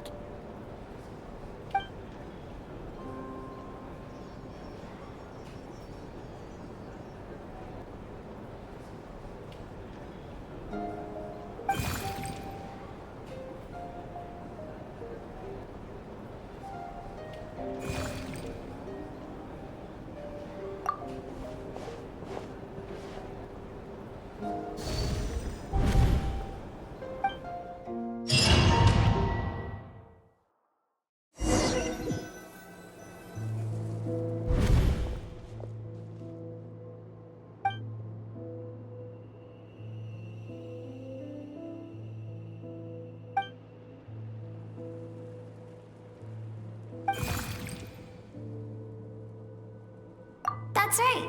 This is Skirk's inner world. Think of it as the threshold between the soul and dreams. This isn't your first time here, but what you remember is probably a space covered in darkness. I only managed to illuminate a small portion for you back then. Actually, it's my first time talking to someone like this. I only managed to break free and bring you here because the injury weakened her power. I guess that's why I can speak again, too. Call it fate, if you want. I think that's the word they use in this world for lucky coincidences like this, right? Now, before I take you to her, I gotta ask. You're the first outside visitor to ever come here, so what's your impression of this place? Oh, you noticed. This river represents Skirk's strength. Strength accumulates over time. it is the summation of a person's lived experience. So this river is where all the fragments of Skirk's life should converge into a single stream of memories and emotions, flowing forward as one. But as you can see, this river has been severed numerous times. It's because Skirk doesn't like who she was in the past. And all she sees reflected in the river is a disgraceful shadow of who she was. She cuts through water and rock with the sword of reason, severs her connection with the past, and begins anew.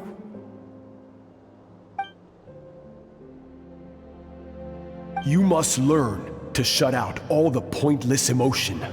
Crush the self that makes you weak. This isn't my first taste of failure or losing power. When you fall, you get back up again and become stronger. That's how it is.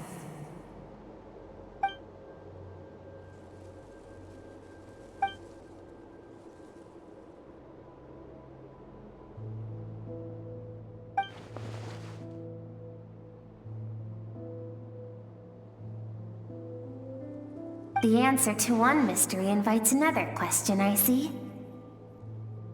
Let's follow the river upstream. There among the cliffs, among the memories etched into her heart, lies the truth of it all. Soon, you'll understand everything.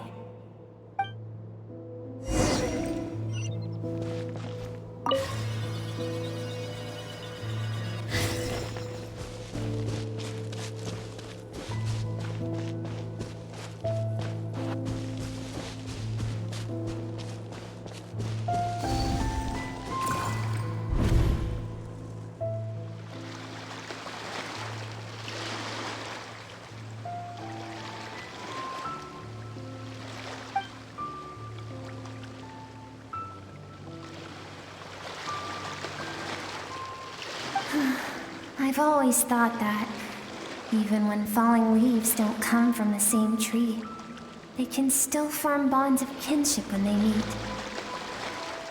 Like meteors, you both made a journey through the stars. Both travelers who have landed on a planet that is not your home. Yet, when she first noticed your presence, although she hesitated for a moment, she still chose to walk away. Indifferent as ever.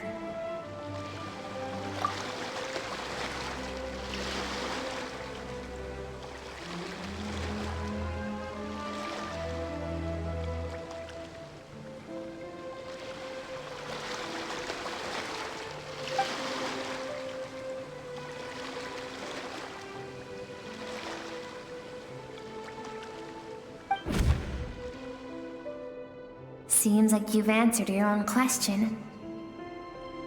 Skirk sees herself as a trespasser in this world. She's made a conscious choice to avoid altering its path. But let's keep going. It's still a long way to the source of the river.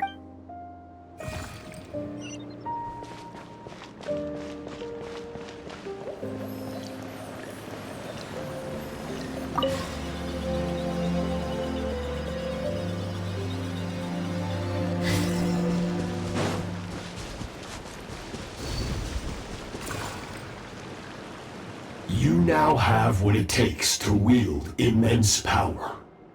From this day forth, I shall teach you no more. No one can become a worthy warrior through imitation alone. I have given you... You wish me to travel the world beyond on my own, Master? Indeed. Make new friends. Embark on your own journey. And piece together a new future from the shattered remnants of your past. We will still have contact through the Abyss. But know this. One day, I will take the life you worked so hard to rebuild and reduce it to ashes. Just like the fire that haunts your mind. Why would you do that? I have told you before. Fear is the catalyst for human evolution. You have tasted loss You have known fear, so deep it can be felt in the bones. But as living beings, we all have an instinct to detach from that which harms us. And thus pain dampens over time, and the acrid taste of fear becomes but a distant memory. Yet now, I have bestowed upon you the gift of fear eternal. It will drown you in the nightmare of your childhood, or it shall drive you to defeat me, whatever the cost.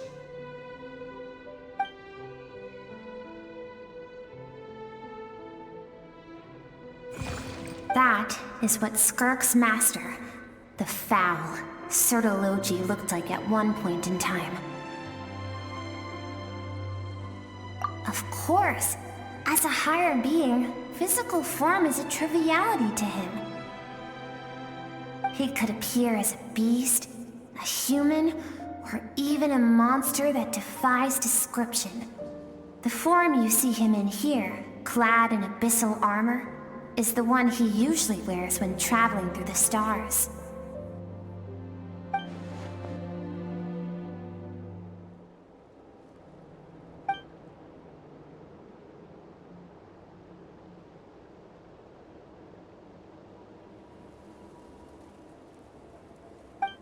For certain reasons, I need to bridge the power gap between me and my master as quickly as possible. But first, I need to understand the source of his strength. To do that, I need to follow in his footsteps, walk the path he once walked, and somewhere along the way,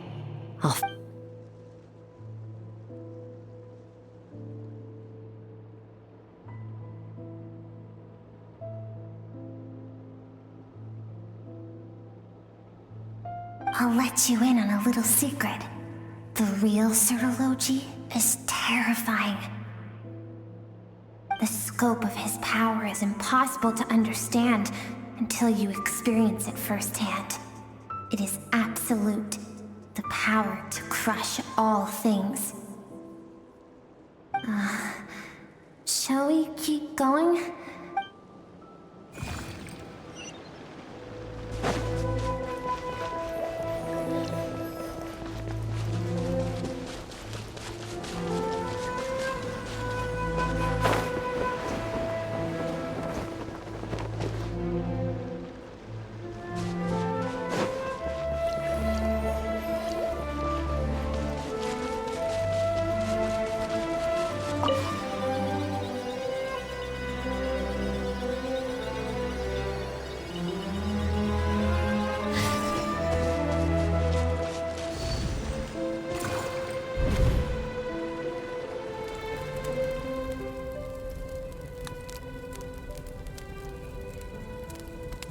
We've made it quite a ways already. This is Skirk, when she first began training under Sertologi. I have set your broken wrist. Tomorrow, you're to train twice as hard. No tears this time. Good. Attempting to garner sympathy through tears is a habit of the weak. Can I ask a question, Master? Why did you save me? I keep thinking, maybe it would be better if I had died. I wouldn't be haunted by that fire all the time. I wouldn't have to go on like this. I saved you because I have a plan for you. It has been too long since I fought a battle that demanded my full strength, and I hunger for it. Every so-called genius and prodigy I have faced has crumbled like sand underfoot. Before me, even fate bends the knee. So, I will teach you everything I know, train you by whatever means necessary, in the hope that one day, you might surprise me. But I don't want to draw my sword against you, Master. What you want matters little. Among the boundless sea of stars, the cries of the weak are but faint murmurs that disappear into the void. You of all people know that well. Yes, Master. From that day forward, all she knew was grueling training. And after some time, her talent bloomed, and she gained control over. It was not that human emotion disappeared from her heart.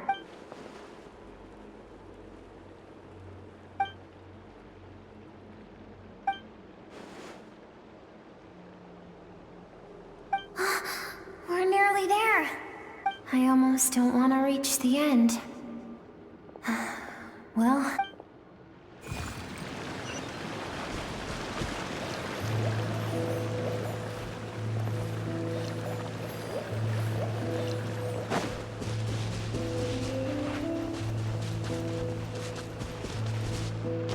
Yeah!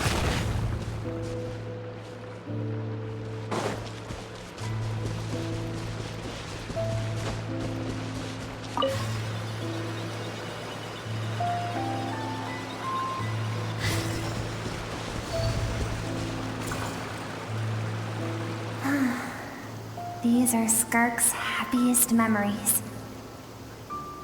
What a simple and carefree time it was. Wisps of clouds dotted the sky. The sun bathed everything in golden light. And when song filled the air, not even the shyest of flowers could resist swaying along. This is Skirk's homeland. She was so curious about everything as a child, always skipping school to go exploring instead. There was so much to discover.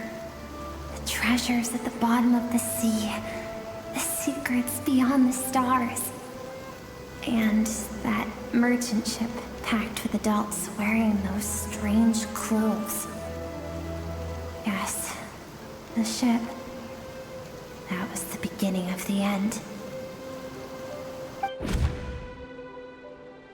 It was a spaceship. When it arrived, the people that disembarked wore smiles on their faces and spoke of friendship. They claimed to be merchants from a neighboring planet, looking to establish trade. Skirk's parents, her relatives, her neighbors, everyone welcomed the newcomers with open arms and allowed them to explore the planet. To them, the visitors were guests and should be treated with hospitality. No one had any idea of what was to come. Several months later, an army of unknown origin arrived without warning and carried out a ruthless campaign to destroy everything and everyone on the planet. Skirk had skipped school that day, like so many times before, so she was not caught in the immediate wave of destruction. But when she came home that day, only fire and ruin awaited her. Countless people cried out to her for help.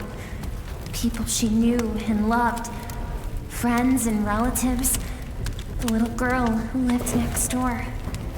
The shop owner with the bad leg.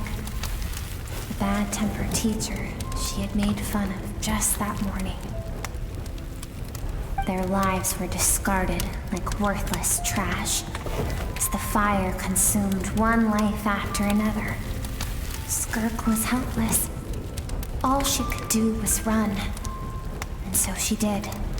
She kept running until an unexpected figure crossed her path. If Sertology hadn't been there in that moment, the fire would have claimed her life too.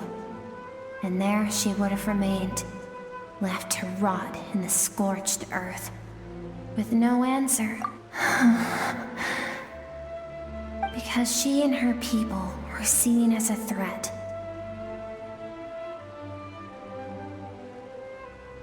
As the initial merchant ship explored the planet, they discovered that it hadn't always had the condition to support life.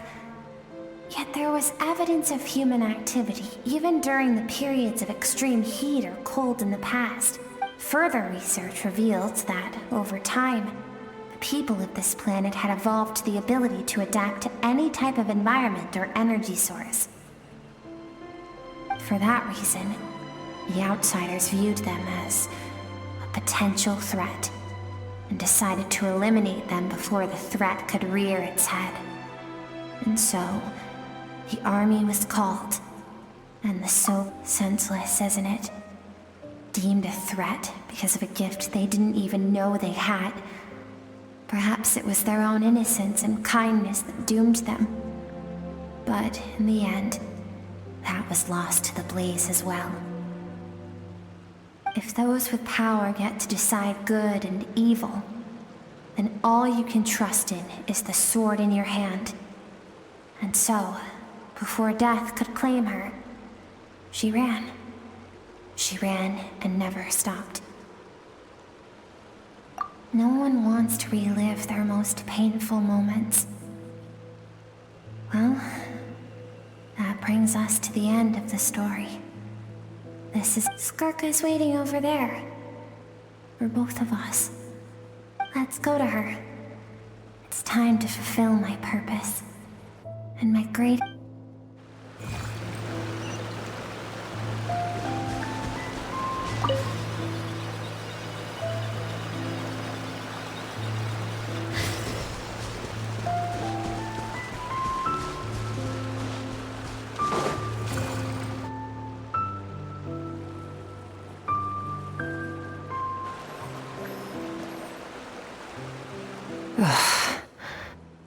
So all this, just so you could bring him here. I have things to say to you. Well, to me. I want someone to witness our reconciliation, even if it takes an argument to get there. And he is the best choice in this moment. Her suppressed emotional self. The version of herself she keeps locked in the recesses of her mind, stifled by reason. All those rejected impulses, those discarded aspects of your past selves, they are a part of me now. I am who you used to be. Someone you have refused to face for too long. So, I came to face you instead. You're wrong. I've faced you all along. And that's exactly why I keep you locked here. Your existence makes me weak. Moments of joy and longing are when we are most vulnerable. Don't forget, it was a penchant for goodness over reason that doomed our homeland in the first place. The vastness of the universe renders everything insignificant. Our feelings most of all. Even so, learning from the mistakes of the past doesn't have to mean erasing everything. Strip yourself of your so-called weaknesses, emotions like kindness and empathy, and what makes you any different from the ruthless soldiers who slaughtered our people? The difference is that I'm doing what is right, what is necessary. I allow you to exist, but with limited freedom. That is the greatest kindness I can offer. I have shouldered everything you couldn't carry. I rose above the numbness and emptiness, and it was cold, unfeeling reason that brought me this far. It made me who I am. It made me strong. That is the problem. I want to shoulder those things together. On the grand scale of the entire universe, maybe our feelings are vanishingly small, but why should that mean they don't matter? Emotion gives warmth to the cold expanse of space. It gives meaning to the world around us. Think back to those nights of gazing at the stars, those afternoons of exploring the unknown. Think back and let them grant you peace. A brief respite from the pressure you put on yourself.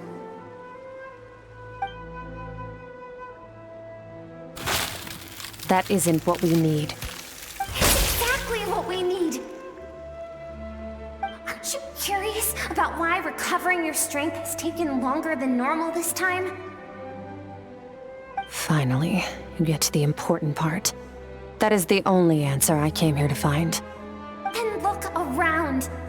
Look at your inner world.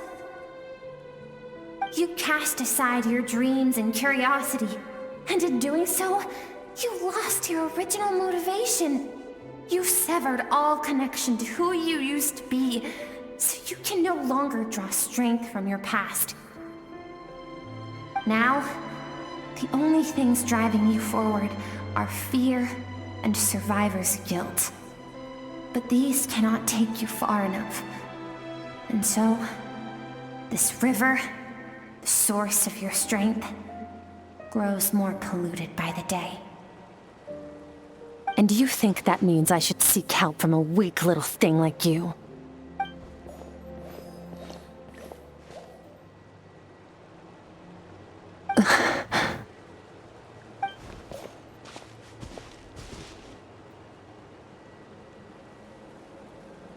Thank you for saying that.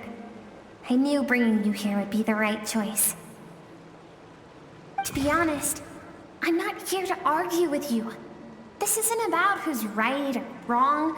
And in fact, I agree that in order to make it through the wake of that tragedy, we had to distance ourselves from the pain through reason over emotion. But what is right at one point in time isn't always right forever. I know you will never forget that fire. I know the fact that you were the sole survivor fills you with guilt. And I know that among the voices that haunt you, mine is there too. Because deep down, you know that you didn't turn out to be the person you wanted to be. All those unfulfilled hopes are like knives to the heart.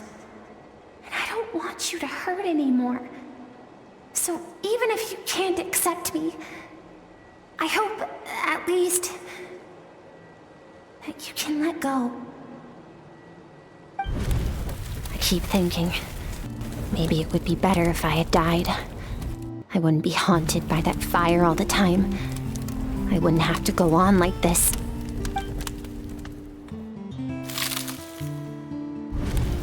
Your dad and I, we're not afraid to stare death in the face, but we need you to survive.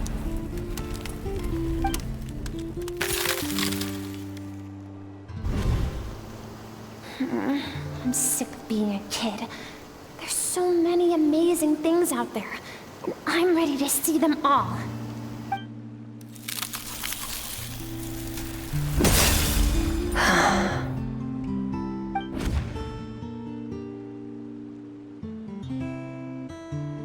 I remember. There was a song Mom and Dad always sang when we went out to fetch water. Dancing water. The sand along your path is begging for your song and movement. Will you carry this burden with you on your journey? I am not the dancing water, and you are not the burdensome sand. But if this is your wish, then I will carry you with me until the end. Thank you. I should be thanking you.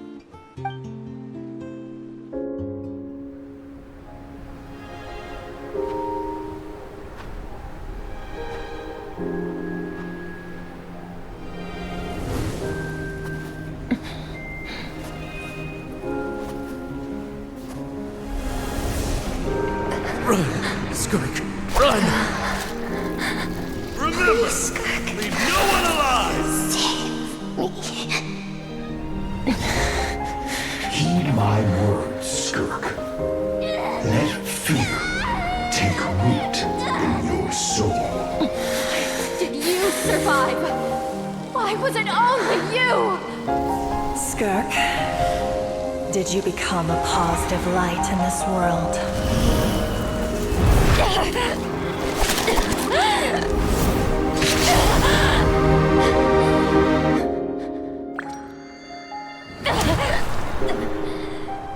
Hey, this doesn't have to be the end.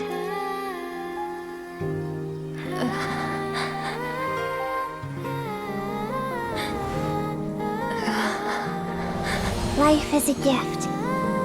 Don't let darkness claim it.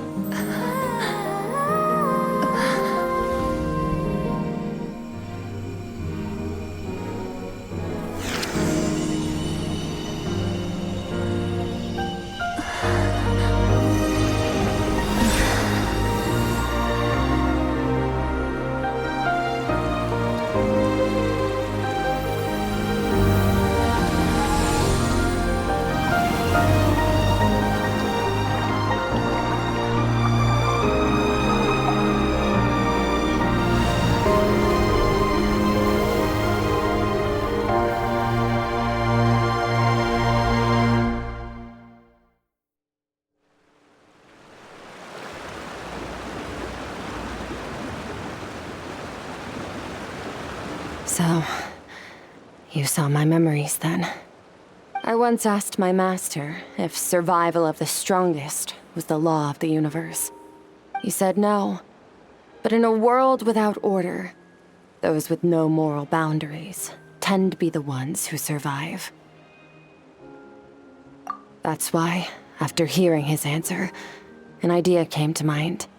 An idea that, one day, I would create a new world order. One in which there would never be another tragedy like that fire. One in which power was not the law of the land. But that means I must defeat him. Because my master, Sertologi, is, at the core, a defier of all rules and order.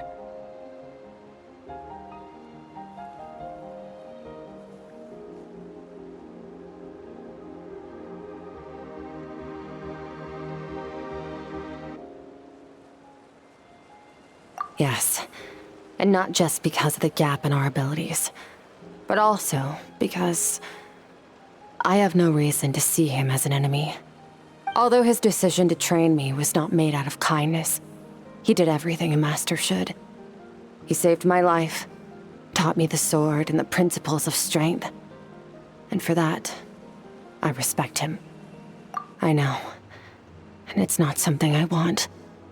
But Master never goes back on his word. I have to treat everything he says as a promise. He's no longer into that, but he sends me messages through the abyss every now and then. Most of them are simple greetings, or an answer to one of my questions.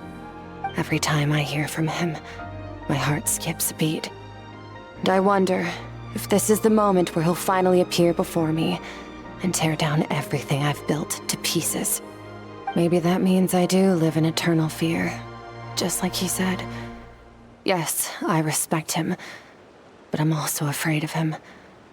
And for that reason, the pursuit of strength consumes every moment of my life. I don't know what Master has planned, but I have to be ready. Help me? Why? This isn't your fight.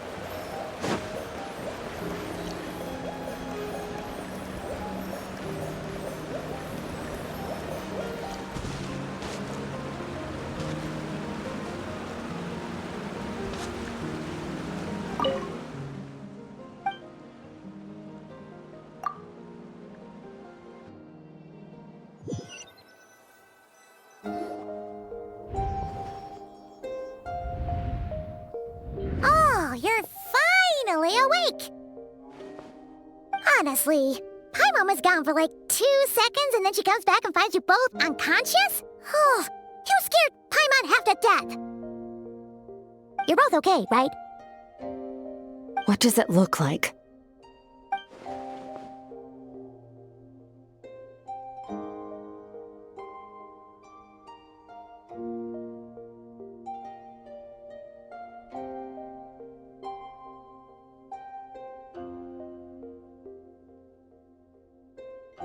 Only water from the source can cleanse the rot and filth that flows from the past into the future. I taught you to incorporate the experiences from your journey into how you fight.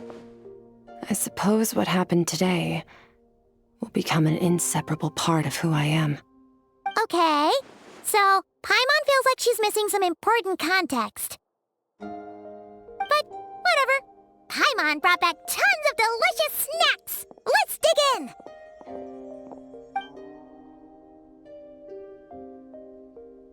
All right. It's about time we finished what we started. We're gonna deal with this thief for good, right?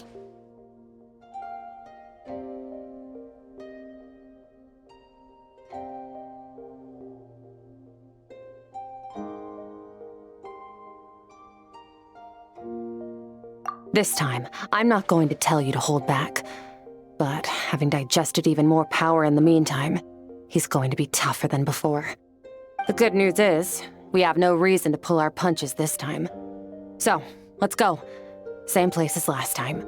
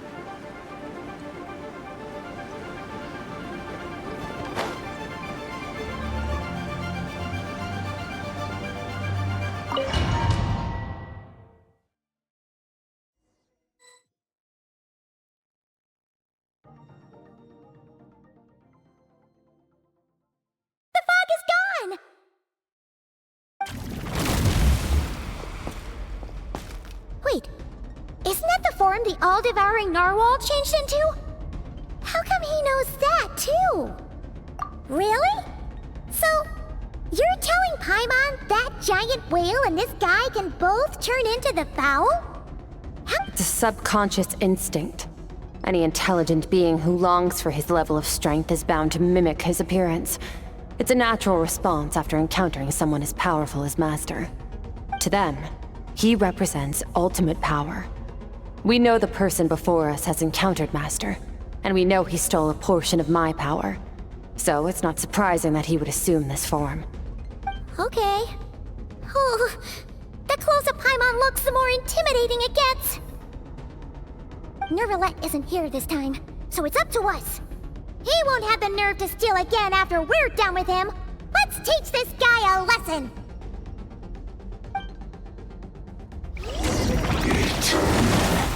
Infinite. Water jet! Wipe out! Annihilate!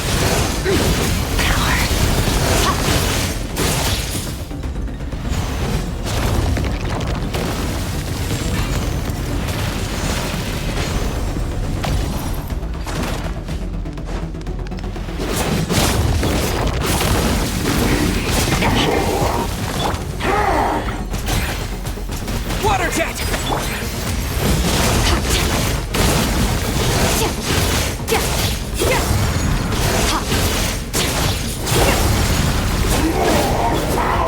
Forgot your training, I hope.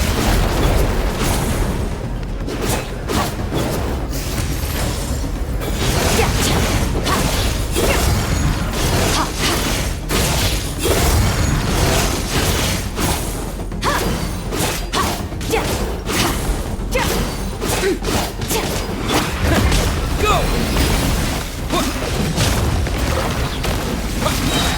Bombs away!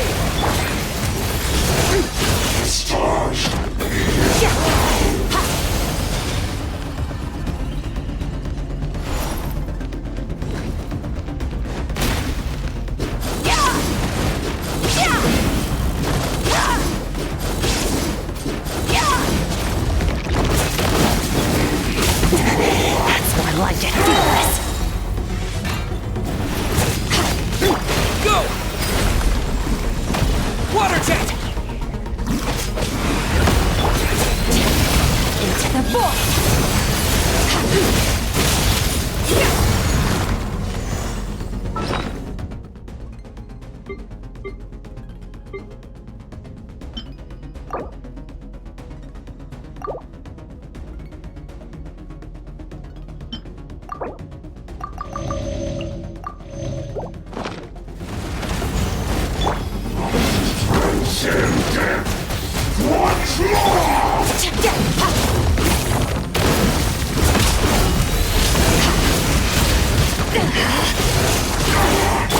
Wipe out! This world.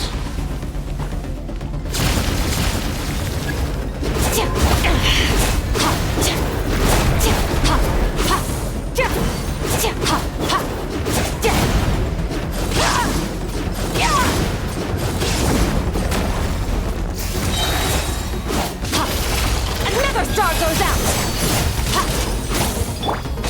Water jet!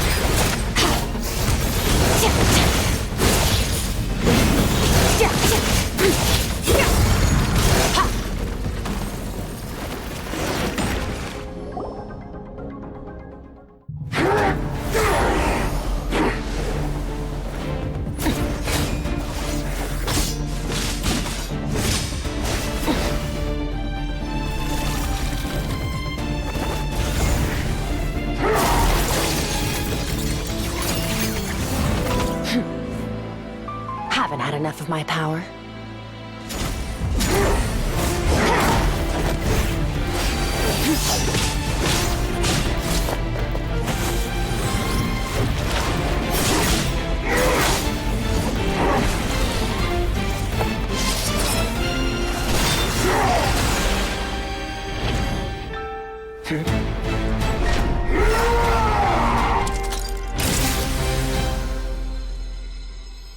Well then, let's see how much more of this power you can handle.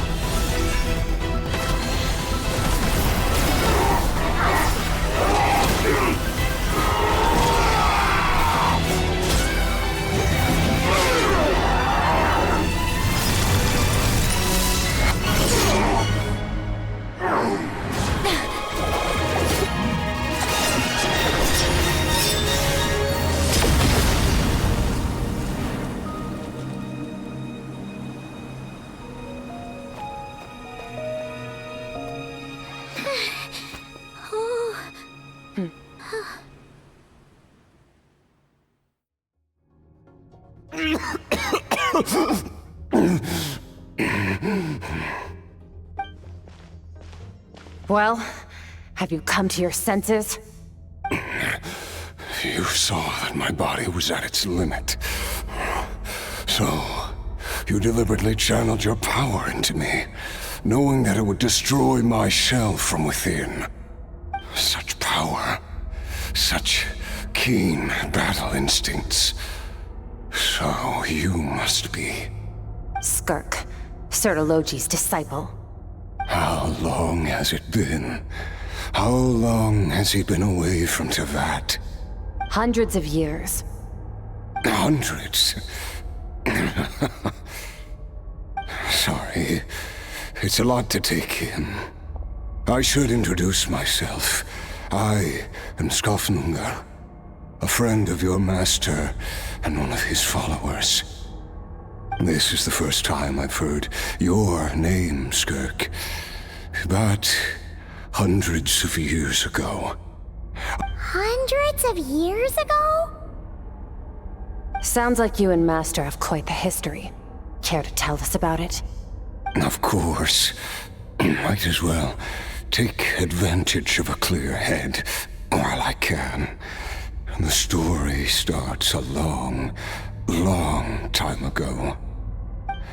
I was born into a noble family in Conria. As the eldest son, I was set to inherit our title. But I contracted an incurable illness as a child, and everyone gave up on me. I trained the sword harder than anyone else, defeated all of my peers. But it was all in vain. When other people looked at me, all I saw in their eyes was pity or a strange glee in my misfortune. Even my parents were just waiting for me to die.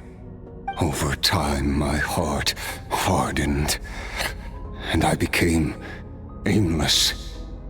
That was the point where I met your master, Sir Telogi. We were similar in age, but different in background. He was born in prison, the son of criminals who had been sentenced to death. He spent his childhood wandering the streets, facing more criticism than the literary works in the Universitas Magistrorum. Yet, he always wore a smile on his face, as if kindness and malice were one and the same, and he could not see the difference. I still remember what he said to me when we first met. You need to fight to survive. Even if it's a losing battle, it should light a fire under you. How can you sit back like this and go down without a fight? That does sound like something he would say. He was the first to acknowledge that I was worth something, and he inspired me to keep going. When we sparred together, it was the first time I'd actually felt the thrill of combat. When I was 10, he stole forbidden research materials and managed to cure my illness. It was like there was nothing in this world he couldn't accomplish. When it came to the human form, he was always intent on pushing the boundaries of possibility. But somewhere along the way, I fell behind. My talents were nothing compared to his, and at some point, I realized he had pulled so far ahead, I was too embarrassed to even ask him to spar. After his grand endeavor was successful, he sought me out and said to me, "This planet no longer holds anything of interest to me, so I'm leaving. But first, I have an offer. I can use a power I have just refined to break the curse of immortality for you. Your death was once what we worked so hard to prevent. But the immortality you now face is a different kind of pain altogether." I'll pass. Immortality doesn't sound so bad to me. Since I can't die, it means I have an infinite amount of time to get stronger. Maybe I'll finally catch up to you one day, and we can spar like we used to. Are you sure? I cannot say when I will return. Your body, or rather, your soul, might not be able to withstand this curse. All I can do is try. After all, a wise man once told me, people need to fight for their own survival. Wise indeed. Nevertheless, if you grow weary of the pain of immortality, and wish to experience a good sparring match before you wither away, seek out my disciple. Disciple? Never thought I'd hear that word coming from you. Nor I, but Vedifenir said I was destined to find a disciple out there in the universe, and bring her to Tibet. You know as well as I, Vedifenir's prophecies are never wrong. Well, now I'm curious about who this disciple of yours will be. All Vedifenir said was that one day, the stars shall bow in her honor.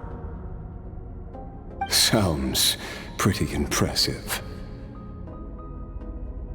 Of course. curse. Only the most outstanding people would have the right to become my disciple. Still self-assured as ever, I see.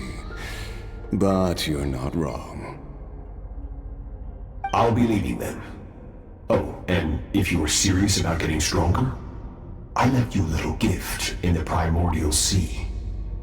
As I've said before, walk whatever path you want. Freedom means even the wicked get to make their own choices. Waiting for me in the primordial sea was the all-devouring narwhal, already beaten into submission by Sertologi. In its weakened state, I was able to cut off part of its flesh and sew it into my own heart. Your heart? That sounds like torture! How did you even survive that? Because, of course, I bear the curse of immortality. So, you used the curse to turn yourself into a vessel for power. Even with that whale's ability, devouring power like that is not something the human body can withstand. With your body and soul constantly at the breaking point, it was the curse of immortality that sustained you. But that is not the path to strength. You have to pour your heart into it, work for it, dream of it.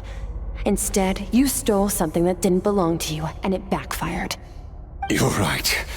I should have known better, but I had already pushed myself to my limits, and he was still miles ahead of me.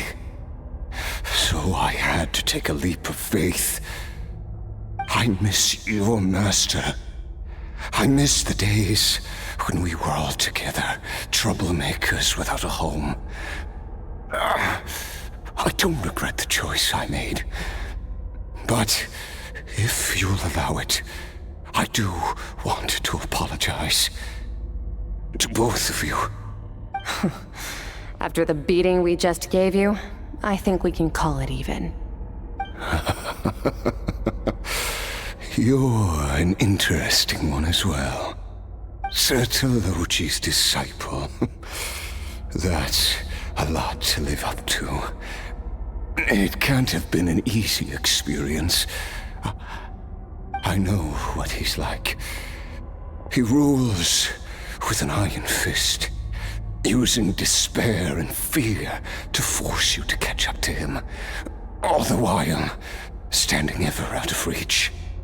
We're like mountain climbers in the dark, never knowing how much higher we have to climb, or when we will see the sun again. True. But I made up my mind long ago. No matter how dark it gets, I will not give in to despair. I will overcome it. Besides, after hearing your story, I suspect what Master really wants is not a battle that demands his full strength, but rather a defeat without regrets. Oh? Since you're his friend, you must have some things in common.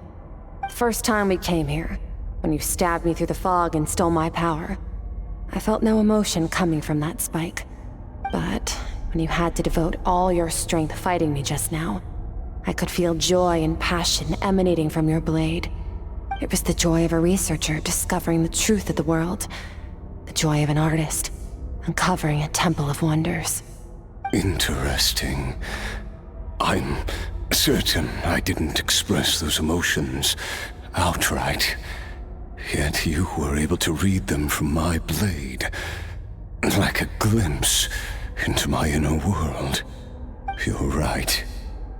That battle brought me an unbridled sense of joy, and my defeat brings me no regret whatsoever. Exactly. I think Master also craves a battle like that. One where his opponent forces him to use all his strength, unlock the extent of his potential, and transcend his own limits. A battle to end all battles. After which, all can come to an end, including, perhaps, his life.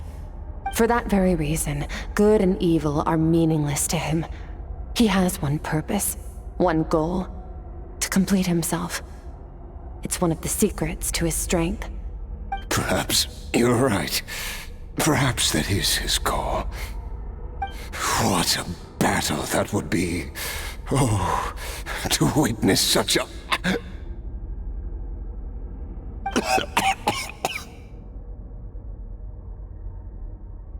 Are you okay? Too many different kinds of power are surging through my body. The curse of immortality allows it all to coexist, but it does not remove the pain. I won't be able to hold on to my sanity for much longer. What a shame. I would have loved to witness that battle. Sertologi once offered to free me from this curse. Now, I must ask that of you, Skirk. Can you release me from the pain? I can, but not through death, if that's what you were hoping for. It's not a suitable punishment for your crime. As an alternative, I can take your consciousness, along with all the power you've consumed, and smash it to pieces. The impurities will dissipate, and under the curse of immortality, your mind and body will regenerate. When that process is complete, you will be back to who you were before, no longer tortured by powers you can't control. But it will be a time-consuming and painful process. The decision is yours to make. I accept. And who knows? Perhaps I'll wake up in time to witness your great battle with Sertologi. I have faith that you'll be able to stand against him one day. Though I know it'll be a long and arduous road. If we are climbers in the dark, it appears the dawn has finally broken for me. But your ascent continues. At least, it looks like you are not alone on your journey. I will reach the top of this mountain, no matter what it takes. And you, Skofnungur, will be my witness at the end of all things. That's finally over. Let's get out of here. Huh. At least we don't have to make a mad dash for the exit like last time.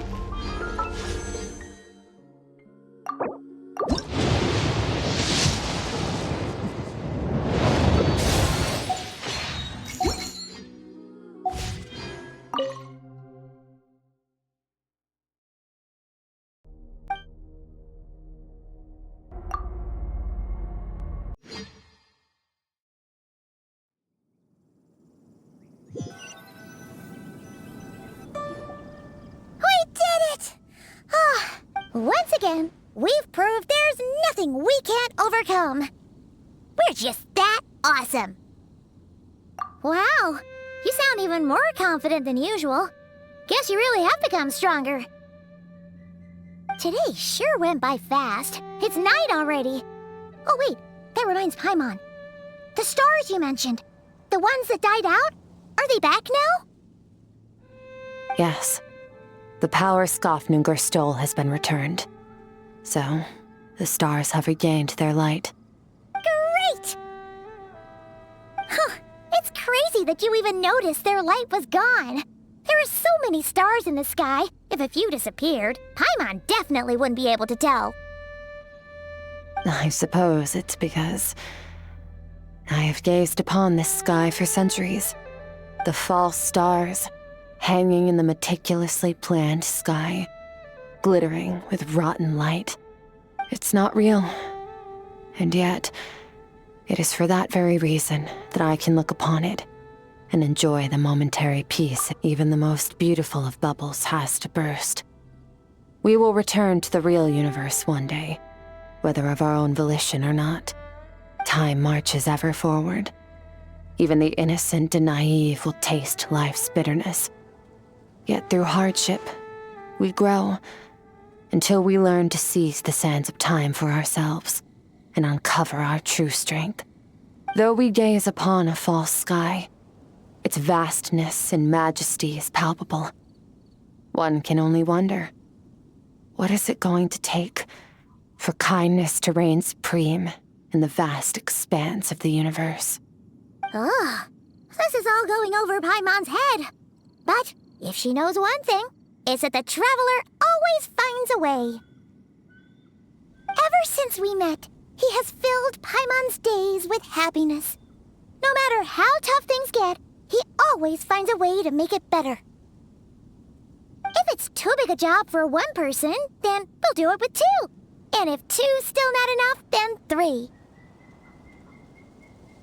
We've met so many amazing friends and accomplished so many amazing things. As long as we don't give up, we can make any wish come true. I suppose when it comes to you, anything is possible. Well, I should be going. Now that my power is no longer isolated from my emotions, I need more practice to get used to it. I suppose fate will decide. Maybe we'll bump into each other on the street. Or maybe we'll reunite on a different planet entirely. Regardless, reunions and partings are but passing moments. More than anything, I hope that at the end of this journey, wherever it takes us, we stand in a world reborn. One without war, pain, or forced partings. One where new life can bloom, even where there was once nothing but scorched earth. For this, we must all work to become stronger.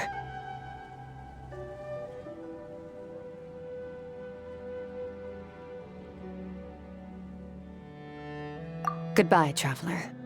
Remember your training. Make sure to put it to use. Bye!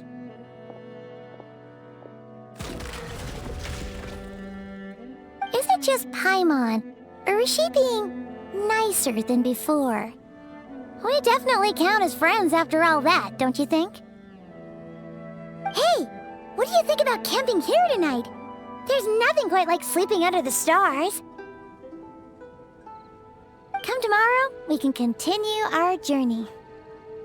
Oh, and since Paimon treated you to that super nice meal at Wanmin Restaurant, it's about time you returned the favor.